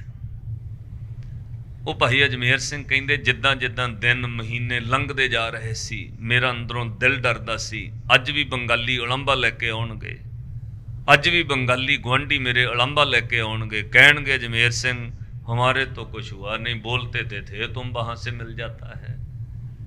तो कहना मेरा मन डर रहा सी, अज भी उलंबा आया, अज भी उलंबा आया। 3 महीने लंघ गए, तो 3 मंथ 3 महीनों बाद वो बजुर्ग बंगाली ते उहदे घर वाली आए, क्योंकि अपने पुत नौं लई मंगण गए सी ना, वो भी नाल सी। कहना जदों साडे घर आए उन्हें डोरबैल खड़काई ते मेरे घर वाली ने दरवाजा खोलिया, मैं अंदरों वेख लिया भी वो साडे गुआंढी आए ने थल्ले वाले। ते कहना भाई साहब जी मैं ना अपने बैडरूम चों बाहर ही नहीं निकलिया, अंदर ही जान बुझ के पग बन के अंदर देरी ला गई। जिवें बाहर गया उन्हें उही गल कहनी है, 3 महीने हो गए सरदार जी आप लेके गए थे दरबार साहब। कहने मैं अंदरों डरदा अंदरों बाहर ही ना निकलिया। जदों 10 मिनट 20 मिनट 25 मिनट उन्होंने बैठिया हो गए, उन्हें पानी भी पी लिया, घर वाली ने चाह बनाई उन्हें चाह भी पी लई। तो कहना मैं जान के अंदरों ना निकला, विलंबा ही देना है सरदार जी, 3 महीने हो गए गए थे आप दरबार साहब लेके, हमको हुआ तो है नहीं कोई। कहना फिर 3 जदों 25-30 मिनट लंघ गए चाह भी पी लई, फिर वो बंगाली गवंडी बाहरों खुले ड्राइंग रूम चो बोलिया, कहना भाई साहब सरदार अजमेर सिंह जी आ जाओ तुहानूं बधाई की खबर सुनानी है। कहना फिर तो मेरे अखां चो हंझू निकल पे, मैं भज के बाहर गया, दसो की खबर सुनानी है। वो कहना जी मेरा पुत ते नौ बेटा और बहू डॉक्टर के पास गए थे, उनकी जो प्रेगनेंसी रिपोर्ट है वो पॉजिटिव आ गई। कहना मैं करोड़ों बार शुकराना किया गुरु रामदास महाराज, बस इन्हां दी झोली भर दिओ। फिर 2 महीने 4 महीने 6 महीने जदों वक्त 9 महीने पूरा होया, उन्होंने घर भी गुरु रामदास महाराज ने बेटे की दात दी। वो बंगाली सरदार अजमेर सिंह जी के नाल दरबार साहब शुकराना करन आए। साध संगत एक गल सुनियो, ना गुरु रामदास महाराज बारे उन्होंने पता है, ना जपजी साहब बारे पता पाठ की है, ना उन्होंने पता है अरदास किवें करनी है, ना उन्होंने पता दरबार साहब अरदास किवें करी दी, मत्था किवें टेकी दा। पर गुरु रामदास रब ने ਕੋਈ ਭਾਵਨਾ ਨਾਲ ਜਾਵੇ ਤੇ ਸਾਧ ਸੰਗਤ ਉੱਥੋਂ ਸਾਰਿਆਂ ਨੂੰ ਮਿਲਦਾ ਹੈ। ਉੱਥੇ ਅਨਕੰਡੀਸ਼ਨਲ ਤਤਕਾਲ ਜੋ ਜੋ ਕਹੇ ਠਾਕੁਰ ਪੈ ਸੇਵਕ ਤਤਕਾਲ ਹੋਏ ਆਵੇ, ਕਿਉਂਕਿ ਜੋ ਮੰਗੈ ਠਾਕੁਰ ਆਪਣੇ ਤੇ ਸੋਈ ਸੋਈ ਦੇਵੈ, ਨਾਨਕ ਦਾਸ ਮੁਖ ਤੇ ਜੋ ਬੋਲੇ ਇਹਾਂ ਉਹਾਂ ਸੱਚ ਹੋਵੇ। ਇਹ ਪਰਿਵਾਰ ਭਾਵਨਾ ਨਾਲ ਬੈਠੇ, ਗੁਰੂ ਕਿਰਪਾ ਬਖਸ਼ਿਸ਼ ਕਰੇ ਕਿਤੇ ਸਾਨੂੰ ਬਾਣੀ ਪੜ੍ਹਨ ਵਾਲਿਆਂ ਨੂੰ ਵੀ ਇਦਾਂ ਦੀ ਭਾਵਨਾ ਆ ਜਾਏ। ਮੈਨੂੰ ਸ਼੍ਰੀ ਜੈ ਪ੍ਰਕਾਸ਼ ਜੀ ਦੱਸ ਰਹੇ ਸੀ, ਕਹਿੰਦੇ ਮੇਰੀ ਮਾਤਾ ਦੇ ਪਹਿਲਾਂ ਇਹਨਾਂ ਦੀਆਂ ਸਿਸਟਰ ਭੈਣਾਂ ਹੀ ਸਨ ਤੇ ਮਾਂ ਨੇ ਕਿੰਨੀ ਭਾਵਨਾ ਨਾਲ ਗੁਰੂ ਨਾਨਕ ਸਾਹਿਬ ਮਹਾਰਾਜ ਨੂੰ ਕਹਿ ਦਿੱਤਾ, ਮਹਾਰਾਜ ਜੇ 4 ਧੀਆਂ ਬਖਸ਼ੀਆਂ ਨਾ ਤਾਂ ਜੇ ਤੂੰ ਧੀਆਂ ਦੇਣ ਵਾਲਾ ਤੇ ਪੁੱਤ ਵੀ ਦੇ ਸਕਦਾ, ਫਿਰ ਮੈਨੂੰ ਹੁਣ 2 ਜੋੜੇ ਦੇਈ। ਲੋ ਇੰਨਾ ਵੀ ਰੱਬ ਨਾਲ ਕੋਈ ਨੇੜੇ ਹੋ ਸਕਦਾ ਹੈ, ਇੰਨਾ ਪਿਆਰ 'ਚ ਕਹਿ ਦਿੱਤਾ, ਉਹ ਬਖਸ਼ ਦਿੰਦਾ ਹੈ। ਉਹਦੇ ਘਰ ਵਿੱਚ ਕਿਹੜੀ ਚੀਜ਼ ਦਾ ਘੱਟ ਹੈ। ਆਪ ਜਾ ਕੇ ਵੀ ਹੁਣ ਨੰਦੇੜ ਸਾਹਿਬ ਕਹਿੰਦੇ ਮੈਂ ਗਿਆ, ਨਮਸਕਾਰ ਕੀਤੀ, ਇਹਨਾਂ ਦੀ ਸਿਸਟਰ ਉੱਥੇ ਨੰਦੇੜ ਸਾਹਿਬ ਰਹਿੰਦੇ ਨੇ, ਆਏ ਹੋਏ ਨੇ, ਤੇ ਕਹਿੰਦੇ 10ਵੇਂ ਪਾਤਸ਼ਾਹ ਨੂੰ ਕਹਿ ਦਿੱਤਾ, ਮਹਾਰਾਜ ਨੂੰ ਕਹਿ ਦਿੱਤਾ ਨੇੜੇ, ਮਹਾਰਾਜ ਮੈਨੂੰ ਪੁੱਤਰਾ ਚਾਹੀਦਾ। ਲਓ ਮਹਾਰਾਜ ਨੇ ਸਿੱਧਾ ਕੰਮ। ਇਹ ਜਦੋਂ ਤੁਸੀਂ ਰੱਬ ਨਾਲ ਸਿੱਧੇ ਹੋ ਜਾਓਗੇ ਉਹ ਤੁਹਾਡੇ ਨਾਲ ਵੀ ਸਿੱਧਾ ਹੋ ਜਾਂਦਾ ਹੈ। ਬਸ ਬੰਦਿਆਂ ਵਿੱਚ ਵਲ ਬਲਾਮਾ ਨਾ ਰੱਖ, ਉਹ ਤਾਂ ਲਾਈਵ ਕੰਮ ਕਰਨ ਵਾਲਾ ਬੈਠਾ। ਤੇਰਾ ਦਿਲ ਸਾਫ਼ ਹੋਣਾ ਚਾਹੀਦਾ, ਉਹ ਤੇਰੇ ਇੰਨੇ ਨੇੜੇ ਆ, ਜੋ ਤੂੰ ਕਵੇਂ ਉਹ ਕਰ ਸਕਦਾ ਹੈ। ਕਿਉਂਕਿ ਸਾਚੇ ਸਾਹਿਬਾ ਕਿਆ ਨਹੀਂ ਘਰ ਤੇਰੇ, ਘਰ ਤਾਂ ਤੇਰੇ ਸਭ ਕੁਛ ਹੈ। ਮੇਰਾ ਇੱਕ ਮਿੱਤਰ ਹੈ, ਪਿਛਲੇ 15 ਸਾਲਾਂ ਤੋਂ ਬੈਂਕ ਮੈਨੇਜਰ ਹੈ, ਉਹਦੀ ਕਥਾ ਨੈੱਟ ਤੇ ਅਸੀਂ ਬੋਲੀ ਤੇ ਉਹ ਪਾਈ ਵੀ ਹੈ। ਉਹ ਸਾਧ ਸੰਗਤ 6-7 ਸਾਲ ਪੰਜਾਬ ਵਿੱਚ ਬੈਂਕ ਮੈਨੇਜਰ ਰਿਹਾ SBI 'ਚ, ਫਿਰ ਉਹਦਾ ਤਬਾਦਲਾ, ਉਹਦੀ ਬਦਲੀ ਨੰਦੇੜ ਸਾਹਿਬ ਹੋ ਗਈ। ਉਹ ਨੰਦੇੜ ਸਾਹਿਬ 7 ਸਾਲ ਤਕਰੀਬਨ ਮੈਨੇਜਰ ਰਿਹਾ, ਔਰ ਜਦੋਂ ਨੰਦੇੜ ਸਾਹਿਬ ਰਿਹਾ ਨਾ 6-7 ਸਾਲ, ਉੱਥੇ ਉਹ ਰੋਜ਼ ਜਾ ਕੇ ਅਰਦਾਸ ਕਰਦਾ ਰਿਹਾ। ਕਦੇ ਜਦੋਂ ਅਸੀਂ ਵੀ ਜਾਣਾ ਕਿਤੇ ਸਾਲ ਬਾਅਦ, ਤਾਂ ਵੀ ਉਹਨੇ ਕਹਿਣਾ ਭਾਈ ਸਾਹਿਬ ਜੀ ਮੈਂ ਇੱਥੋਂ ਹਜੂਰ ਸਾਹਿਬ ਤੋਂ ਖਾਲੀ ਚਲ ਜਾਂਗਾ, ਸਭ ਨੂੰ ਮਿਲਦਾ। ਉਹਦੇ ਘਰ ਔਲਾਦ ਨਹੀਂ ਹੋਈ। ਅਸੀਂ ਉੱਥੇ ਜਿਹੜੇ ਸਿੰਘ ਸਾਹਿਬ ਸੇਵਾ ਕਰਦੇ ਬਾਬਾ ਜੀ, ਉਹਨਾਂ ਨੂੰ ਕਿਹਾ ਮਹਾਂਪੁਰਸ਼ੋ ਵੀ ਇਹਦੀ ਮੈਨੇਜਰ ਸਾਹਿਬ ਦੀ ਵੀ ਅਰਦਾਸ ਕਰ ਦਿਓ, ਤੇ ਅੱਗੋਂ ਜਿਹੜੇ ਉੱਥੇ ਉਹ ਮਹਾਂਪੁਰਸ਼ ਨਾ ਬਾਬਾ ਕੁਲਵੰਤ ਸਿੰਘ ਜੀ ਸਿੰਘ ਸਾਹਿਬ, ਉਹ ਮੈਨੂੰ ਕਹਿੰਦੇ ਗਿਆਨੀ ਜੀ ਮੈਨੇਜਰ ਨੂੰ ਕਹੋ ਆਪੇ ਹੀ ਅਰਦਾਸ ਕਰੇ, ਇਹਦਾ ਵੀ ਉੱਦਾਂ ਦਾ ਗੁਰੂ ਹੈ, ਤੁਸੀਂ ਕਹਿ ਦਿਓ। ਮੈਂ ਕਿਹਾ ਜੀ ਮੇਰਾ ਕਿਹਾ ਥੋੜ੍ਹੀ ਚੱਲਣਾ, ਤੁਸੀਂ ਇੱਥੇ ਹੋ, ਇੱਥੇ ਹੈੱਡ ਆਫ ਦੀ ਡਿਪਾਰਟਮੈਂਟ ਤੁਸੀਂ ਹੋ, ਤੁਹਾਨੂੰ ਬਖਸ਼ਿਸ਼ਾਂ ਨੇ। ਉਹ ਕਹਿੰਦੇ ਚਲੋ ਅਸੀਂ ਵੀ ਕਹਿ ਦਿੰਦੇ ਹਾਂ। ਸਾਧ ਸੰਗਤ ਦਾ 1.5 ਸਾਲ ਹੋਇਆ, ਉਹਦੀ ਪੰਜਾਬ ਦੀ ਦੁਆਰਾ ਬਦਲੀ ਹੋ ਗਈ, ਤੇ ਜਿੱਦਣ ਉਹਨੇ ਪੰਜਾਬ ਜਾਣਾ ਸੀ ਉਦਣ ਵੀ ਉਹਨੇ ਅੱਖਾਂ ਭਰੀਆਂ, ਕਹਿੰਦਾ ਭਾਈ ਸਾਹਿਬ ਮੈਨੂੰ ਲੱਗਦਾ ਮੈਂ ਇੱਥੋਂ ਖਾਲੀ ਚਲੇ ਜਾਣਾ। ਮੈਂ ਉਹਨੂੰ ਕਿਹਾ ਇੱਦਾਂ ਨਾ ਕਹਿ, 10ਵੇਂ ਪਾਤਸ਼ਾਹ ਦੇ ਚਰਨਾਂ ਚੋਂ ਗੁਰੂ ਦੇ ਘਰੋਂ ਕੋਈ ਖਾਲੀ ਨਹੀਂ ਜਾਂਦਾ। ਵਿਸ਼ਵਾਸ ਚਾਹੀਦਾ, ਨਾ ਅੱਜ ਤੱਕ ਕੋਈ ਗਿਆ, ਸਦੀਆਂ ਲੰਘ ਗਈਆਂ ਨੇ, ਇਤਿਹਾਸ ਗੁਰੂ ਦਾ ਵੇਖੋ, ਨਾ ਕੋਈ ਕਦੇ ਜਾ ਸਕਦਾ। ਤੂੰ ਵਿਸ਼ਵਾਸ ਰੱਖ ਭਾਈ। ਸਾਧ ਸੰਗਤ ਉਹਦੀ ਬਦਲੀ ਹੋ ਗਈ, ਪੰਜਾਬ ਆ ਗਿਆ, ਤੇ ਗੁਰੂ ਦੀ ਕਿਰਪਾ ਹੋਈ, ਉੱਥੇ ਵੀ ਅਰਦਾਸ ਕਰਵਾਈ। ਹੁਣ ਸਤਿਗੁਰ ਦੀ ਨਜ਼ਰ ਹੋਈ ਹੈ। 4 ਮਹੀਨੇ ਪਹਿਲਾਂ ਉਹਦਾ ਮੈਨੂੰ ਫੋਨ ਆਉਂਦਾ ਹੈ, ਉਹ ਕਹਿੰਦਾ ਰੋਣ ਲੱਗ ਪਿਆ ਫੋਨ ਕਰਕੇ, ਕਹਿੰਦਾ ਭਾਈ ਸਾਹਿਬ ਜੀ ਤੁਹਾਨੂੰ ਵਧਾਈ ਦੇਣੀ ਹੈ। ਮੈਂ ਕਿਹਾ ਮੈਨੂੰ ਕਾਹਦੀ ਵਧਾਈ? ਵਧਾਈ 10ਵੇਂ ਪਾਤਸ਼ਾਹ ਨੂੰ ਦਿਓ, ਗੁਰੂ ਰਾਮਦਾਸ ਮਹਾਰਾਜ ਜੀ ਨੂੰ ਦਿਓ, ਬਾਬਾ ਬੁੱਢਾ ਸਾਹਿਬ ਜੀ ਨੂੰ ਦਿਓ। ਦੱਸੋ ਮੈਨੇਜਰ ਸਾਹਿਬ ਅਰਦਾਸ ਹੁਣ ਹੋ ਗਈ ਪੂਰੀ, ਤੇ ਤੁਸੀਂ ਹੈਰਾਨ ਹੋਵੋਗੇ। ਉਹ ਕਹਿੰਦਾ ਮੈਨੂੰ ਨਹੀਂ ਸੀ ਪਤਾ ਗੁਰੂ ਨੇ ਕਾਹਦੇ ਵਾਸਤੇ ਰੋਕਿਆ ਹੋਇਆ। ਮੈਂ ਗੁਰੂ ਕੋਲੋਂ ਇੱਕ ਮੰਗਦਾ ਸੀ, ਕਹਿੰਦਾ ਭਾਈ ਸਾਹਿਬ ਜੀ ਮੇਰੇ ਜੋੜੇ ਹੋ ਗਏ ਨੇ 2। ਹੁਣ ਉਹਦੇ 2 ਬੱਚੇ ਨੇ, ਉਹਦੇ ਘਰ ਵਾਲੀ ਵਾਈਫ ਉਹਦੀ ਟੀਚਰ ਹੈ, ਆਪ ਮੈਨੇਜਰ ਹੈ। ਜਦੋਂ ਗੁਰੂ ਦੇਣ ਤੇ ਆਉਂਦਾ, ਲੋੜ ਵਿਸ਼ਵਾਸ ਦੀ ਹੈ, ਲੋੜ ਭਰੋਸੇ ਦੀ ਹੈ। ਤਾਈਓ ਪਾਤਸ਼ਾਹ ਨੇ ਕਿਹਾ ਜਾ ਕੇ ਹਿਰਦੈ ਵਿਸ਼ਵਾਸ ਪ੍ਰਭ ਆਇਆ, ਤਤ ਗਿਆਨ ਤਿਸ ਮਨ ਪ੍ਰਗਟਾਇਆ। ਭਾਈ ਜਿਹਦੇ ਅੰਦਰ ਵਿਸ਼ਵਾਸ ਆ ਜਾਏ, ਉਹਨੂੰ ਗੁਰੂ ਕੋਲੋਂ ਸਭ ਕੁਝ ਮਿਲਦਾ ਹੈ। ਸਤਿਗੁਰ ਸੱਚੇ ਪਾਤਸ਼ਾਹ ਕਿਰਪਾ ਬਖਸ਼ਿਸ਼ ਕਰਨ, ਸਾਨੂੰ ਵਿਸ਼ਵਾਸ ਆਵੇ, ਸਾਨੂੰ ਭਰੋਸਾ ਆਵੇ। ਜੋ ਭਾਗਾਂ 'ਚ ਲਿਖਿਆ ਉਹ ਤੇ ਮਿਲਦਾ ਹੀ ਮਿਲਦਾ ਹੈ, ਜੋ ਨਹੀਂ ਵੀ ਲਿਖਿਆ ਗੁਰੂ ਉਹ ਵੀ ਲਿਖ ਸਕਦਾ ਹੈ। ਬਸ ਸਾਨੂੰ ਮੰਗਣ ਦੀ ਜਾਚ ਹੋਣੀ ਚਾਹੀਦੀ, ਮੰਗਣਾ ਕਿਵੇਂ ਹੈ। ਪੂਰੇ ਵਿਸ਼ਵਾਸ ਨਾਲ ਮੰਗਿਆ ਜਾਵੇ, ਪੂਰੇ ਭਰੋਸੇ ਨਾਲ ਮੰਗਿਆ ਜਾਵੇ। ਤੁਸੀਂ ਪੜ੍ਹੇ ਲਿਖੇ ਬੈਠੇ ਹੋ, ਅੱਗ ਉੱਤੇ ਪਾਣੀ ਰੱਖ ਦਿਓ ਨਾ, ਜਦੋਂ ਉਹਦੇ ਵਿਚਲਾ ਤਾਪਮਾਨ ਜਿਹੜਾ ਹੈ, ਟੈਂਪਰੇਚਰ ਹੈ, ਉਹ 100 ਡਿਗਰੀ ਤੇ ਚਲਾ ਜਾਏ, ਫਿਰ ਵਾਸ਼ਪ ਬਣ ਕੇ ਆਕਾਸ਼ ਵੱਲ ਉੱਡਦਾ ਹੈ। ਭਾਫ ਉਹਦੀ ਉਦੋਂ ਬਣਦੀ ਹੈ ਜਿਹੜੇ ਪਾਣੀ ਦਾ ਤਾਪਮਾਨ 100 ਡਿਗਰੀ ਤੇ ਹੋ ਜਾਏ ਉਹ ਭਾਫ ਬਣ ਕੇ ਉੱਪਰ ਵੱਲ ਉੱਡਦਾ ਹੈ। ਇਹ ਯਾਦ ਰੱਖਿਓ, ਜਿਹਦੇ ਅੰਦਰ ਦਾ ਵਿਸ਼ਵਾਸ 100% ਪੂਰਾ ਹੋ ਜਾਏ ਉਹਦੀ ਸੁਰਤ ਰੱਬ ਵੱਲ ਦੇ ਪਾਸੇ ਤੁਰਨ ਲੱਗ ਪੈਂਦੀ ਹੈ। ਜਿਹਦੇ ਸੁਰਤ ਵਿੱਚ ਪੂਰਾ ਵਿਸ਼ਵਾਸ ਨਾ ਹੋਵੇ ਉਹ ਅੱਗੇ ਪਿੱਛੇ ਹੋ ਸਕਦਾ ਹੈ। ਸਾਧ ਸੰਗਤ ਤੇ ਪੂਰੇ ਵਿਸ਼ਵਾਸ ਦੀ ਲੋੜ ਹੈ। ਭਰੋਸਾ ਰੱਖੋ, ਵਿਸ਼ਵਾਸ ਰੱਖੋ, ਜੋ ਚਾਹੀਦਾ ਉਹ ਗੁਰੂ ਦੇ ਕੋਲੋਂ ਮਿਲਦਾ। ਸਤਿਗੁਰੂ ਜੀ ਨੇ ਇਸ ਪਰਿਵਾਰ ਨੂੰ ਬਖਸ਼ਿਸ਼ ਕੀਤੀ ਹੈ। ਕਾਕਾ ਸਾਰਥਿਕ ਵਾਸਨ ਗੁਰੂ ਕਿਰਪਾ ਕਰੇ, ਸ਼ਰਧਾ ਪ੍ਰੇਮ ਲੰਬੀਆਂ ਉਮਰਾਂ ਬਖਸ਼ਿਸ਼ ਕਰਨ, ਸਿੱਖੀ ਬਖਸ਼ਿਸ਼ ਕਰਨ, ਭਾਵਨਾ ਬਖਸ਼ਿਸ਼ ਕਰਨ। ਗੁਰੂ ਦੀਆਂ ਬੜੀਆਂ ਬਖਸ਼ਿਸ਼ਾਂ ਰਹੀਆਂ ਨੇ ਜਿਨ੍ਹਾਂ ਦੇ ਅੰਦਰ ਭਾਵਨਾ ਰਹੀ ਹੈ। ਇੰਦੌਰ ਤੋਂ ਇੱਥੇ ਹੋ ਜਾਏ ਨੇ, ਪਾਟੀਆ ਸਾਹਿਬ ਬੈਠੇ ਨੇ, ਪਾਟੀਆ ਸਾਹਿਬ ਜਾਂਦੇ ਰਹਿੰਦੇ ਨੇ। ਉੱਥੇ ਸੇਠ ਵਿਸ਼ੰਬਰਨਾਥ ਸਾਧ ਸੰਗਤ ਗੁਰੂ ਦਾ ਸ਼ਰਧਾਲੂ ਰਿਹਾ। ਕਿੱਥੇ ਉਜੈਨ ਹੈ ਤੇ ਕਿੱਥੇ ਆਨੰਦਪੁਰ ਸਾਹਿਬ ਜਾਂਦੇ ਰਹੇ। ਜਦੋਂ ਗੁਰੂ ਨੂੰ ਦਸਵੰਧ ਦੇਣ ਜਾਣਾ, ਪਾਤਸ਼ਾਹ ਨੇ ਪ੍ਰਸ਼ਾਦ ਦੇਣਾ। ਹੁਣ ਉਹ ਸਰੀਰ ਬੁੱਢਾ ਹੋ ਗਿਆ। ਆਪਣੇ ਬੇਟੇ ਨੂੰ ਕਹਿਤਾ, ਬੇਟਾ ਆਨੰਦਪੁਰ ਸਾਹਿਬ ਜਾਇਆ ਕਰੋ। ਅੱਜ ਆਪਣੇ ਪੁੱਤਰ ਸੇਠ ਹਰਗੋਪਾਲ ਨੂੰ ਭੇਜਿਆ, ਪੁੱਤ ਤੂੰ ਜਾ ਕੇ ਦੇ ਕੇ ਆ ਦਸਵੰਧ। ਜਦੋਂ ਉਹ ਆਨੰਦਪੁਰ ਸਾਹਿਬ ਗਿਆ, ਉਹਨੇ 500 ਮੋਹਰਾਂ ਦਸਵੰਧ ਦਿੱਤੀਆਂ। ਪਾਤਸ਼ਾਹ ਨੇ ਪ੍ਰਸ਼ਾਦ ਦੇ ਨਾਲ ਇੱਕ ਕੜਾ ਚੁੱਕ ਕੇ ਦੇ ਦਿੱਤਾ।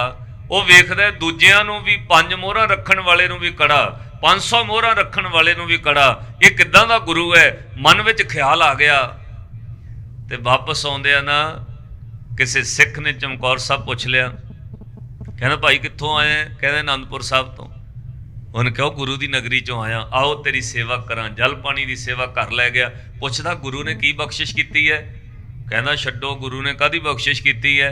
5 ਮੋਹਰਾਂ ਰੱਖੇ ਜਿਹੜਾ ਉਹਨੂੰ ਵੀ ਕੜਾ ਦੇਈ ਜਾਂਦੇ ਨੇ, ਜਿਹੜਾ 500 ਮੋਹਰਾਂ ਰੱਖੇ ਉਹਨੂੰ ਵੀ ਕੜਾ ਹੀ ਦੇਈ ਜਾਂਦੇ ਹੱਥ 'ਚ ਪਾਉਣ ਨੂੰ। ਕਹਿੰਦੇ ਆ ਵੀ ਕੋਈ ਬਖਸ਼ਿਸ਼ ਹੈ? ਉਹ ਸਿੱਖ ਨੇ ਕਿਹਾ, ਉਹ ਨਹੀਂ ਸੇਠ ਹਰਗੋਪਾਲ, ਤੂੰ ਐਡੀ ਦੂਰ ਅਜੈਨ ਤੋਂ ਆਇਆ, ਤੇਰੇ ਬਾਪ ਨੇ ਘੱਲਿਆ, ਆਪਣੇ ਪਿਓ ਦੀ ਤਰ੍ਹਾਂ ਸ਼ਰਧਾ ਰੱਖ।